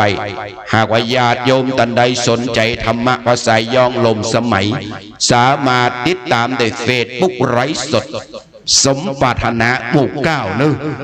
สมัยใหม่ให้หน่อยเผยแผ่ธรรมะสมปรารถนาหมู่เก้าก่อนตมาพาออกเก่า6 กรรมสมัยว่าคุกไก่เดวิออกไปสร้างมันได้ยินเด็กใหม่เขามันได้ยินวันนี้ก็กราบอนุโมทนาเมตตากราบขอสุมาภัยกับพระเดชพระคุณกับปน้อยปนานปจานลำวัดกรรมธรรมะที่ตมาพาได้เทศนาไปอาจจะผิดอักขระผิดพยัญชนะผิดบทผิดบาทผิดอันหนึ่งอันใดกราบสุมาอาภัยกับครูบาอาจารย์ปัญญาชนทั้งหลายหาว่ากรรมใดเป็นบุญเป็นกุศลแล้วสามารถเอาไปเผยแผ่ได้สงวนลิขสิทธิ์ด้วยน้ำใสใจจริงด้วยบุญบารมีของคณะสงฆ์ตำบลสุดเดชถึง2 เขตอันมีท่านพระเดชพระคุณท่านเจ้าคุณเจ้าคณะอำเภอเมืองเชียงใหม่วัดลำเพิงตะปูทารามเป็นตุ่นเป็นประธานพร้อมด้วยคณะสงฆ์ศรัทธาญาติโยมเทศบาลก็ออกไม่ออกทุกท่านทุกคนนี่ขอให้มีพระอานิสงส์แจ้งอย่างไฟใสอย่างงามคือเป็นเข่าติบน้ำติบ10 ประการเป็นสื่อศาสตร์อาสนา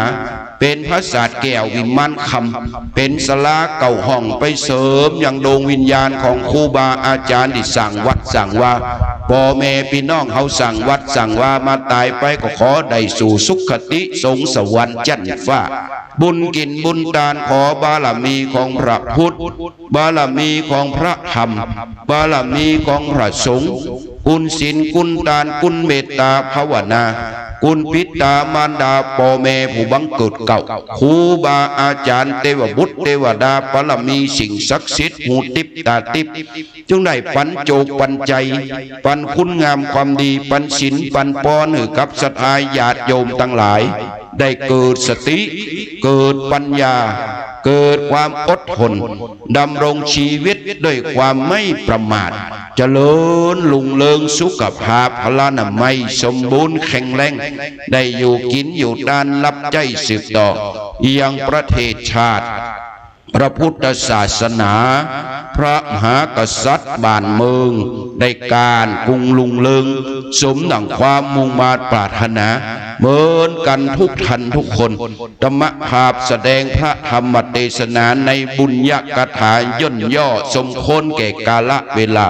ขอหยุดนิลงปงไว้เพลงแค่นี้เอ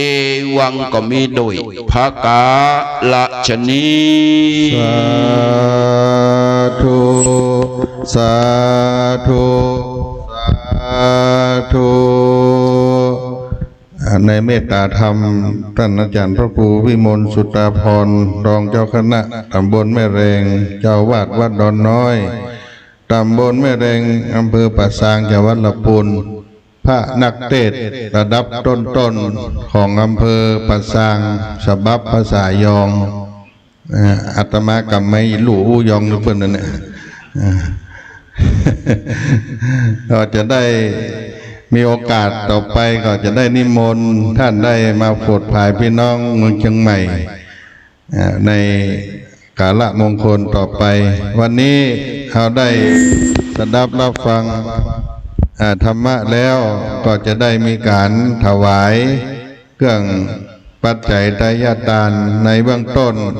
เป็นพุทธปุจจาก็ขอเจริญพรท่านรองศาสตราจารย์ดร.บุญลือเผือกพองท่านรองนายกเทศมนตรีเทศบาลตำบลสุเทพได้ถวายเป็นพุทธปุจจาต่อองค์สมเด็จพระสัมมาสัมพุทธเจ้า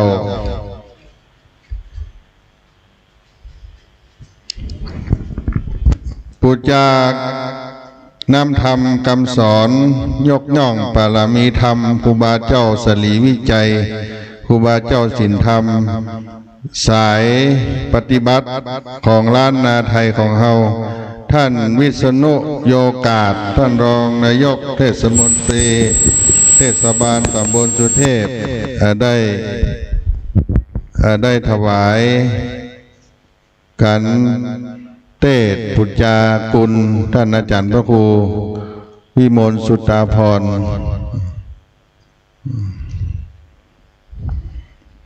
แล้วก็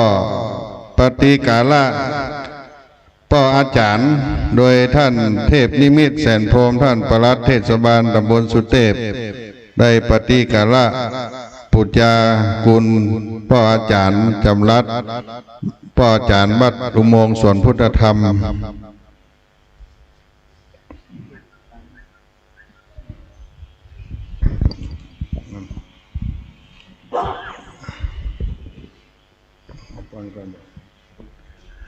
จะได้รับพรจากท่านอาจารย์พระครูวิมลสุตตาภรณ์อย่างก่อนเนาะเอาน้ำหยาดมาด้วยพระไตรถวาย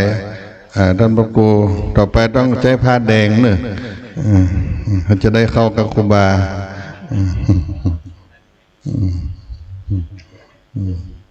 แดงน้ำหมากกับแดงพม่า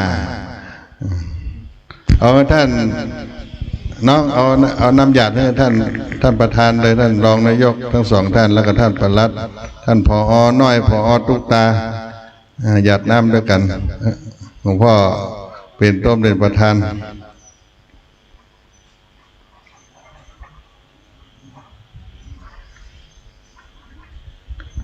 รับพร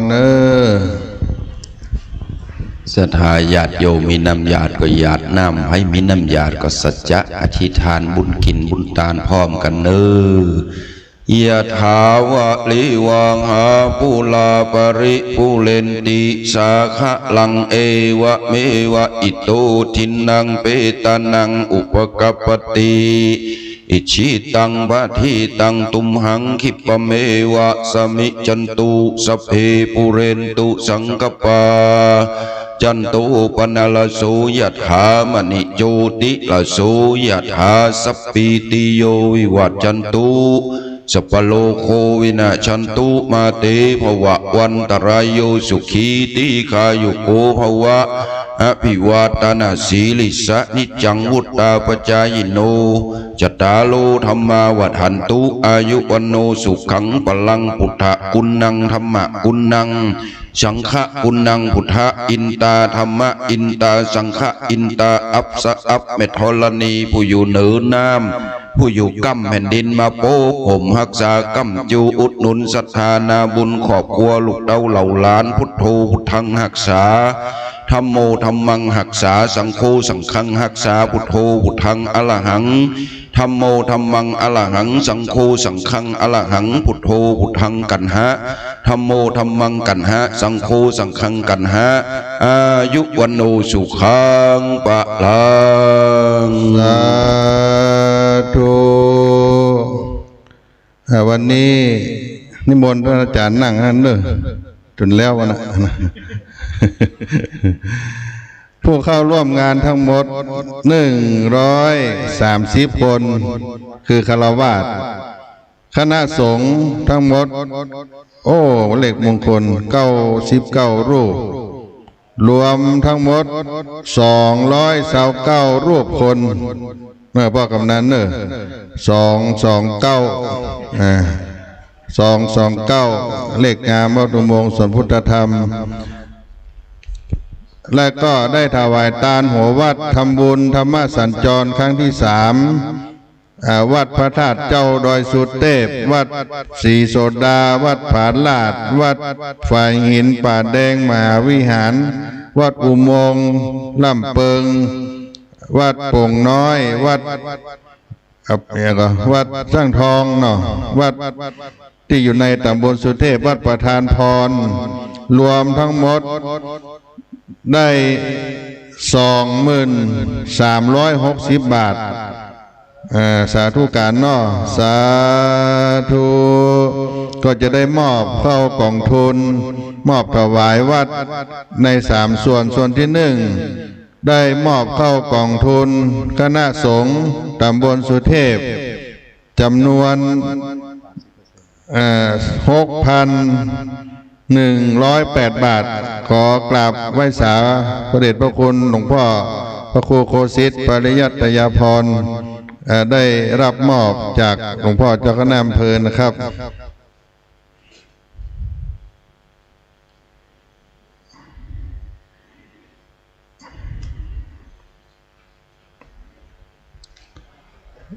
กองทุนอปต.ตำบลสุเทพ 6,108 บาทกับไหว้สาหลวงพ่อขาวกันตาสีโลประธานอปต.ตำบลสุเทพได้รับมอบปัจจัยในด้านหน้านะครับและมอบถวายวัดอุโมงค์สวนพุทธธรรมมหาเถรจันทร์ได้เจ้าสถานที่ 8,144 บาทท่านพระครูสมุบุญเลิศชยวังโสเจ้าอาวาสวัดอุโมงค์สวนพุทธธรรมได้รับมอบนะครับก็เป็นพลังสามัคคีของคณะสงฆ์ตำบลสุเทพนะครับต่อไปพระเดชพระคุณหลวงพ่อพระภาวนาธรรมาภิรัตน์จะได้กล่าวสัมโมทนีคาถาและได้เชิญชวนศรัทธาเข้าร่วมพิธีธรรมสัญจรครั้งต่อไปที่วัดลำเปิงตะโพธารามเกล้าขอไหว้สารัตนาครับผมน่าจะกลับหลวงพ่อ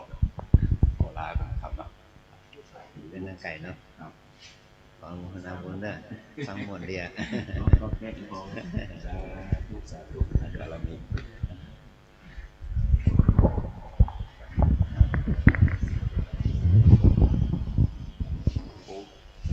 ขออนุญาตนะ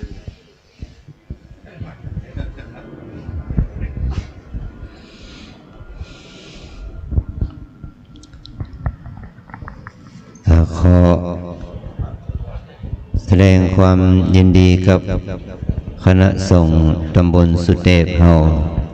อันมีท่านพระครูโคสิทธิ์ปริยัตยาภรณ์เจ้าคณะตำบลสุเทพ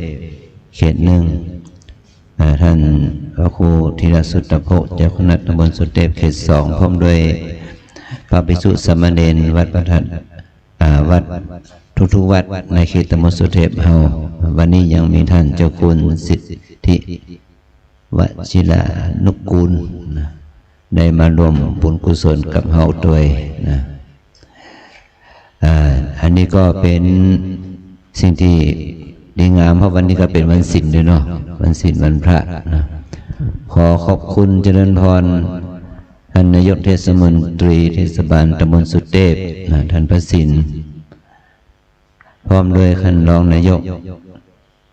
อันมีดร.บุญลือเผือกทองเป็นต้นพร้อมด้วยกำนันและเจ้าหน้าที่ของส่วนของเทศบาลเราทุกท่านนะท่านรองนายกทั้งสองเนาะแล้วก็ศรัทธาสาธุชนญาติโยมทุกวัดวาอารามที่ได้มาร่วมกันมาทำกิจกรรมในลานธรรมที่กวางวัดโคกอุโมงค์นี้นะซึ่งเป็นสถานที่ที่เก่าแก่โบราณมีความหมายมีความศักดิ์สิทธิ์ในฐานะเป็นสถานที่บำเพ็ญภาวนาของพระมหาเถรจันทร์เป็นต้นเราได้ศึกษางานของหลวงพ่อพุทธทาสหลวงพ่อปัญญานันทะอาจารย์พระครูสุกนศิลป์มาตามลำดับปัจจุบันนี้ก็มีอาจารย์พระครูสมุบุญเลิศรักษาการอยู่เราทุกคนทำกิจกรรมนี้อย่างที่หลวงพ่อพระครูอันได้เตดนะว่าธรรมสัญจรของเขานั้นได้ถึง3 ครั้งแล้วเนาะจะมีครั้งที่4ครั้งที่5โดยเฉพาะก็คือว่าการที่เขาทำกิจกรรมนี้ก็คือเป็นการเพื่อพระสงฆ์เขาเนี่ยมีความจะคุ้นเคยกันในหมู่เพราะว่าบางพระใหม่เน้นใหม่เนี่ยบางทีก็ไม่ได้ออกจากวัดพอมาหันวัดอุโมงค์ก็มันก็จะมีบริบทวัดวาอารามเป็นในแบบหนึ่งในมาหันความเก่าแก่โบราณของเก่าแก่โบราณแต่เดิม อย่างนี้เป็นต้นนะศรัทธาญาติโยมที่มาจากต่างวัดที่มากับพระสงฆ์เจ้าก็ได้มากราบมาไหว้มาโหมาหันสิ่งที่แต่ละวัดก็จะมีบริบทมีสถานที่แตกต่างกันไปตามสภาพอันนี้ก็จะทำให้เราได้มีวิสัยทัศน์มีความคิดดีสามารถที่จะเอาไปต่อยอดว่าจะไปพัฒนาวัดเราได้อย่างไรนะอย่างนี้วัดอุโมงค์ก็เป็นวัด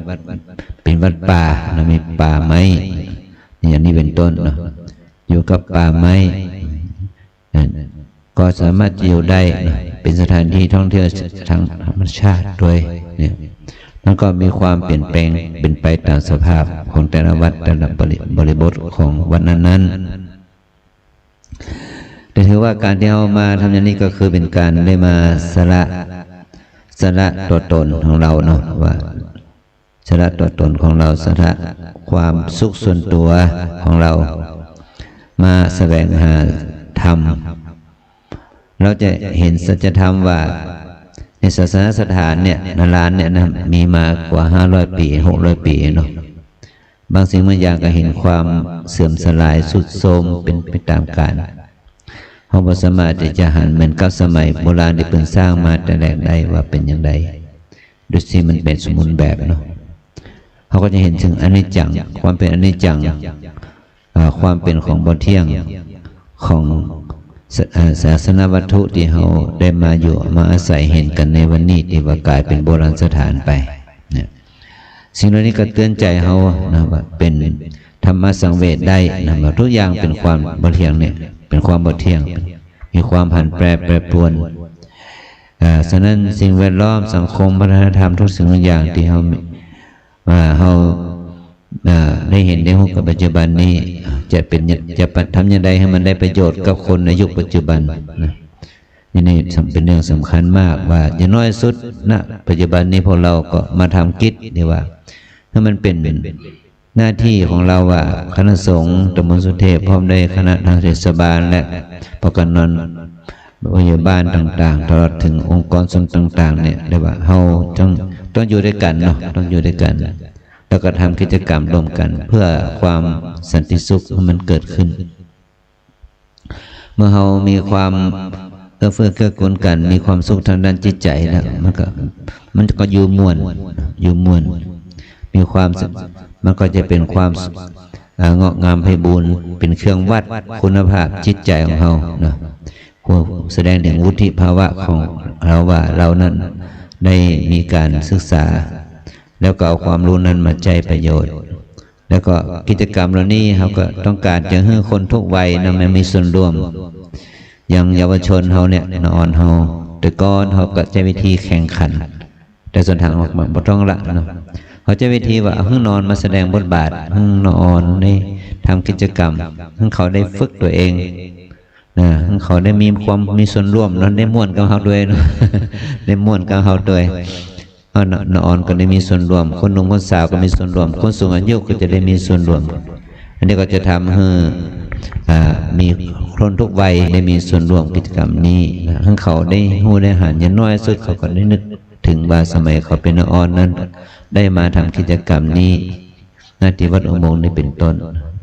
เด็กทั้ง10 คนก็จะมีอุปนิสัยละที่เราเขาได้เห็นพระเห็นเจ้าเป็นต้นเห็นคนเฒ่าคนแก่เขาวัดเขาว่าเขาก็จะได้เป็นตัวอย่างเก็บไว้เป็นข้อมูลแต่ตัวเองการจิตใจตัวเองต่อไปจึงขออนุโมทนากับโครงการนี้ในฐานะที่วัดทางเทศบาลเฮาได้เอื้อเฟื้อเกื้อกูลคณะสงฆ์นั้นสามารถที่จะทำกิจกรรมขับเคลื่อนงานพระศาสนาสถานทั้งหลายได้มีโอกาสได้ฟังเทศน์ฟังธรรมเพื่อจะเข้าใจสัจธรรมของพระสัมมาสัมพุทธเจ้า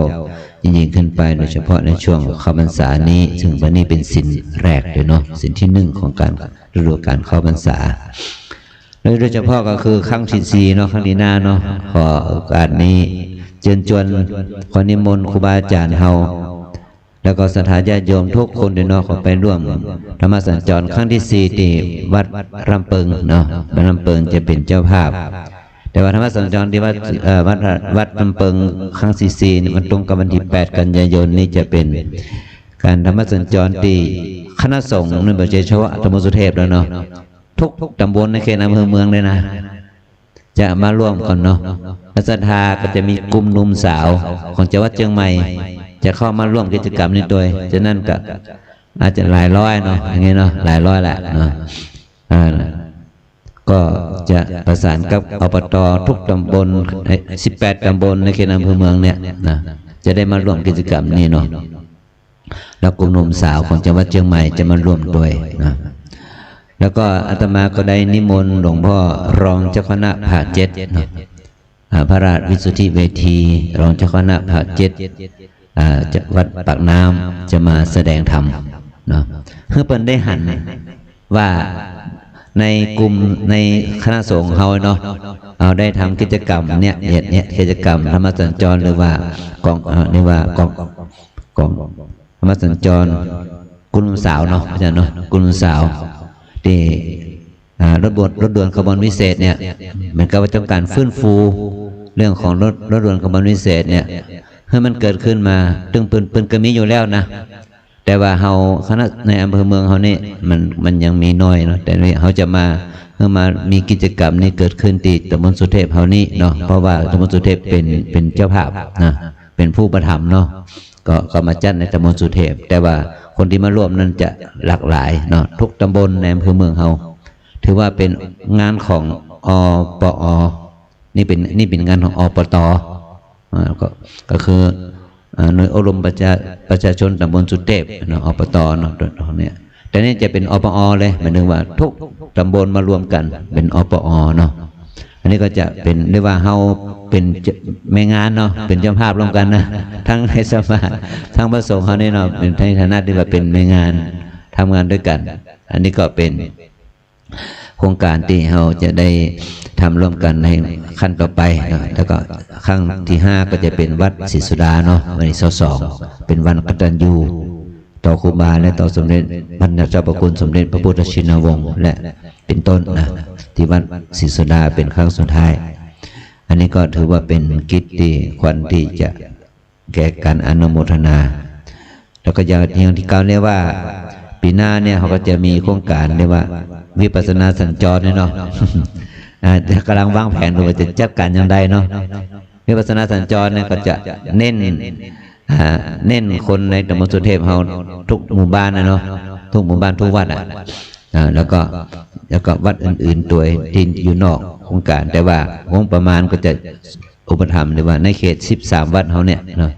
ใน13 วัด13 หมู่บ้านเนี่ยเป็นต้นเนาะ10 กว่าวัด13 หมู่บ้าน15 หมู่บ้านเนี่ยข้างว่ามีส่วนที่จะเอางานกรรมฐานเนี่ยเข้าไปหาคนในชุมชนนั้นอย่างน้อยสุดก็คือกลุ่มผู้สูงอายุเพราะว่ามองว่าผู้สูงอายุนั้นควรจะมีที่พึ่งทางด้านจิตใจเนาะเลยถ้าได้ผู้สูงอายุว่าผู้ชายในตำบลในหมู่บ้านนี่มีกี่คนเนาะไม่ยิงในหมู่บ้านนี่มีกี่คนเนี่ยพวกกำนันและเทศบาลต้องจอยกันแล้วเนาะแล้วเอาท่านเราเนี่ยที่พอยืนได้เดินได้เนาะเอามาฝึกสมาธิเนี่ยให้มันได้ปิติปึงทางด้านจิตใจเนาะก่อนที่จะละโลกก่อนที่จะละโลกนี้ไปมีติพึ่งแล้วนั่นที่ใจเนาะนะเวลาจะเป็นจะตายก็หายใจยังมีสติเนาะนี่แหละเนาะสำคัญมากเลยว่าเพื่อรางวัลพิเศษเนาะเพื่อรางวัลซึ่งแก่คนเฒ่าคนแก่ที่เป็นได้ทำประโยชน์กับสังคมมามากเนาะ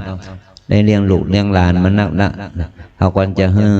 อย่างเป็นรางวัลให้เปิ่น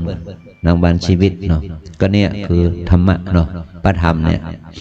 ก็จะเน้นว่าถ้าทั้งใดผู้สูงอายุเนาะในหมู่บ้านเนี่ยมีจะกี่คนเนี่ยเอามาฝึกเอามาหูแนวทางเรียกว่า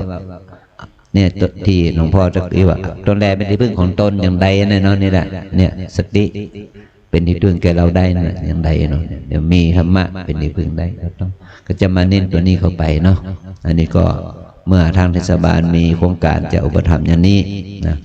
ก็จะทำให้เป็นประโยชน์กับในพื้นที่ของเราเป็นหลักก่อนแล้วนอกนั้นก็ค่อยออกไปต่างตำบลในเขตพื้นที่อื่นต่อไปนะ จึงขออนุโมทนากับทุกครูบาอาจารย์ทุกรูปทุกท่านพระสงฆ์องค์เนรทุกรูปทุกคนทุกรูปแล้วก็คณะของพวกเราทางเทศบาลและทางปหลวงไม่หลวงตลอดถึงพระกำนันและศรัทธาสาธุชนศรัทธาทุกหัววัดที่ได้มาร่วมบุญกุศลวันนี้ขอทุกคนทุกท่านนั้นได้มีความสุขกายสุขจิตมีความเจริญทางด้านจิตใจพร้อมด้วยความ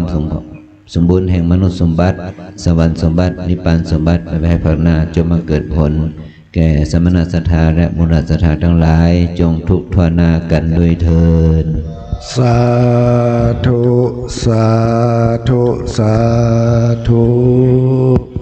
ลำดับต่อไปก็ขออาราธนาและเชิญทุกท่านทำจิตเป็นกุศลอยู่ในความสงบสัก1 นาทีเพื่อลำลึกถึงบารมีธรรมของท่านครูบาเจ้าสรีวิจัยท่านมหาเถรจารย์เจ้าและถวายเป็นพระราชกุศลณบัดนี้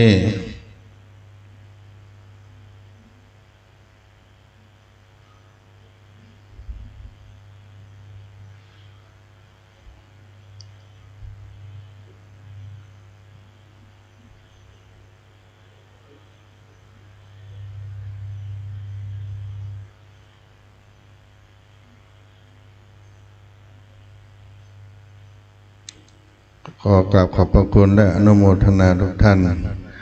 อิตังตานากัมมังนิพพานาปัจจโยโหนตุโนนิจังอิตังศีลากัมมังนิพพานาปัจจโยโหนตุโนนิจังอิตังภาวนากัมมังนิพพานาปัจจโยโหนตุโนนิจังยังกินเจกุสลังกตปังกัมมังสัพเพหิกเตหิกตังปุญญังโนอนุโมทันตุสุนันตุปนโตเยเทวาอาสมิงทาเนอติกาตาติรายุกาสัตตาหุนตุสัพพสัตตานังสุขีอัตตานังปาริหารันตุมาตาปิตาสุขีตาหุนตุทุกขปามุนจันตุสัพเพยติกาสุขิตาหุนตุทุกขปามุนจันตุสัพเพอายติกาสุขิตาหุนตุทุกขปามุนจันตุสัพเพปิสาสัพเพยัคขาสัพเพเปตาสุขิตาหุนตุทุกขปามุนจันตุสัพเพนักขตาสุขิตาหุนตุทุกขปามุนจันตุสัพเพเทวาสุขิตาหุนตุทุกขปามุนจันตุสัพเพอาจาริโยปัจจยาสุขิตาหุนตุทุกขปามุนจันตุสัพพสัมปตินาสามิจันตุโว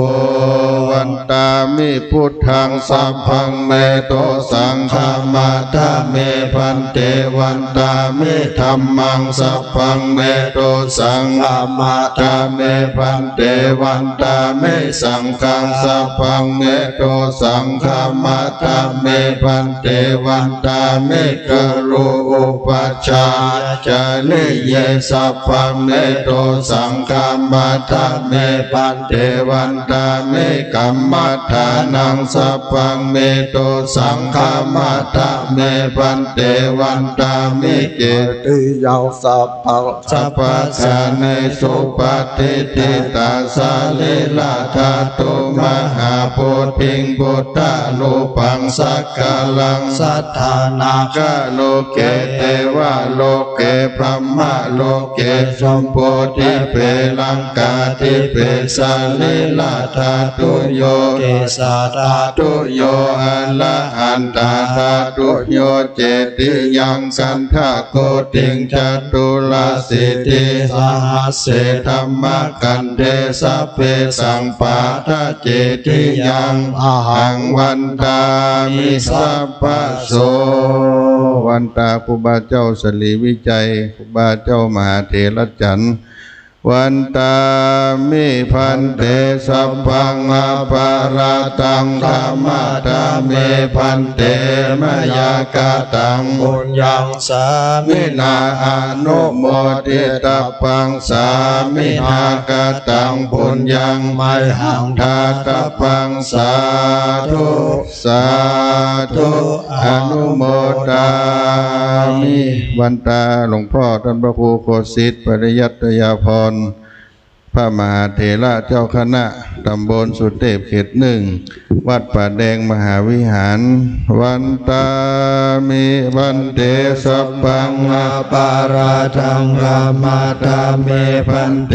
มยากตังบุญญาสามินาอนุโมทิตาพังสามินากตังบุญยังไม่ห่างทาตาปังสาธุสาธุอนุโมทามิ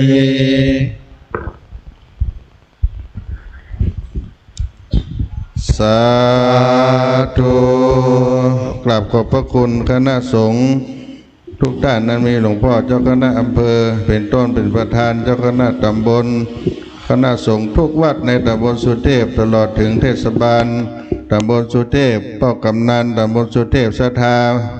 ทั้งหมด15หมู่บ้านในตำบลสุเทพในวันนี้ได้มาร่วมสามัคคีกันก่อนที่จะได้เลิกลากันกับวัดวาอารามบ้านของไผ่ของมันก็ลาพระรัตนตรัยนออะระหังสัมมาโตภะคะวาพุทธังภะคะวันตังอภิวาเทมิ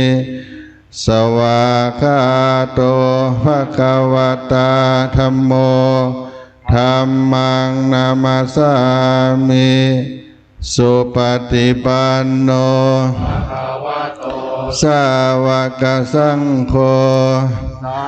ขังนามามิก็ขอเดินทางโดยสวัสดิภาพกันทุกท่านมหาปางครั้งยิ่งใหญ่วันที่8 กรกฎาคมกันยายนวัดลำเปิงกับโพธารามคนนับหมื่นจะมาวัดลำเปิงนะครับเทศบาลเตรียมงานนักพ่อกำนันสำหรับวิปัสสนาสัญจรนี่พ่อกำนันเป็นคนสมัครคนแรกวิปัสสนาสัญจรวันนี้ท่านผู้ฟังที่อยู่ทางบ้านทุกท่านทุกคนได้รับธรรมะการแรกวัดป่าซางกันที่2หลวงพ่อวัดตะโพธารามก็ขอเงินทุกท่านนอนรับฝันดีกันจุพูในคนวันที่8 กันยายนไปป้ากันวัดตะโพธารามลำเปิงวันนี้ขอความสุขจงมีแก่ทุกท่านอายุวันโนสุขังพระลา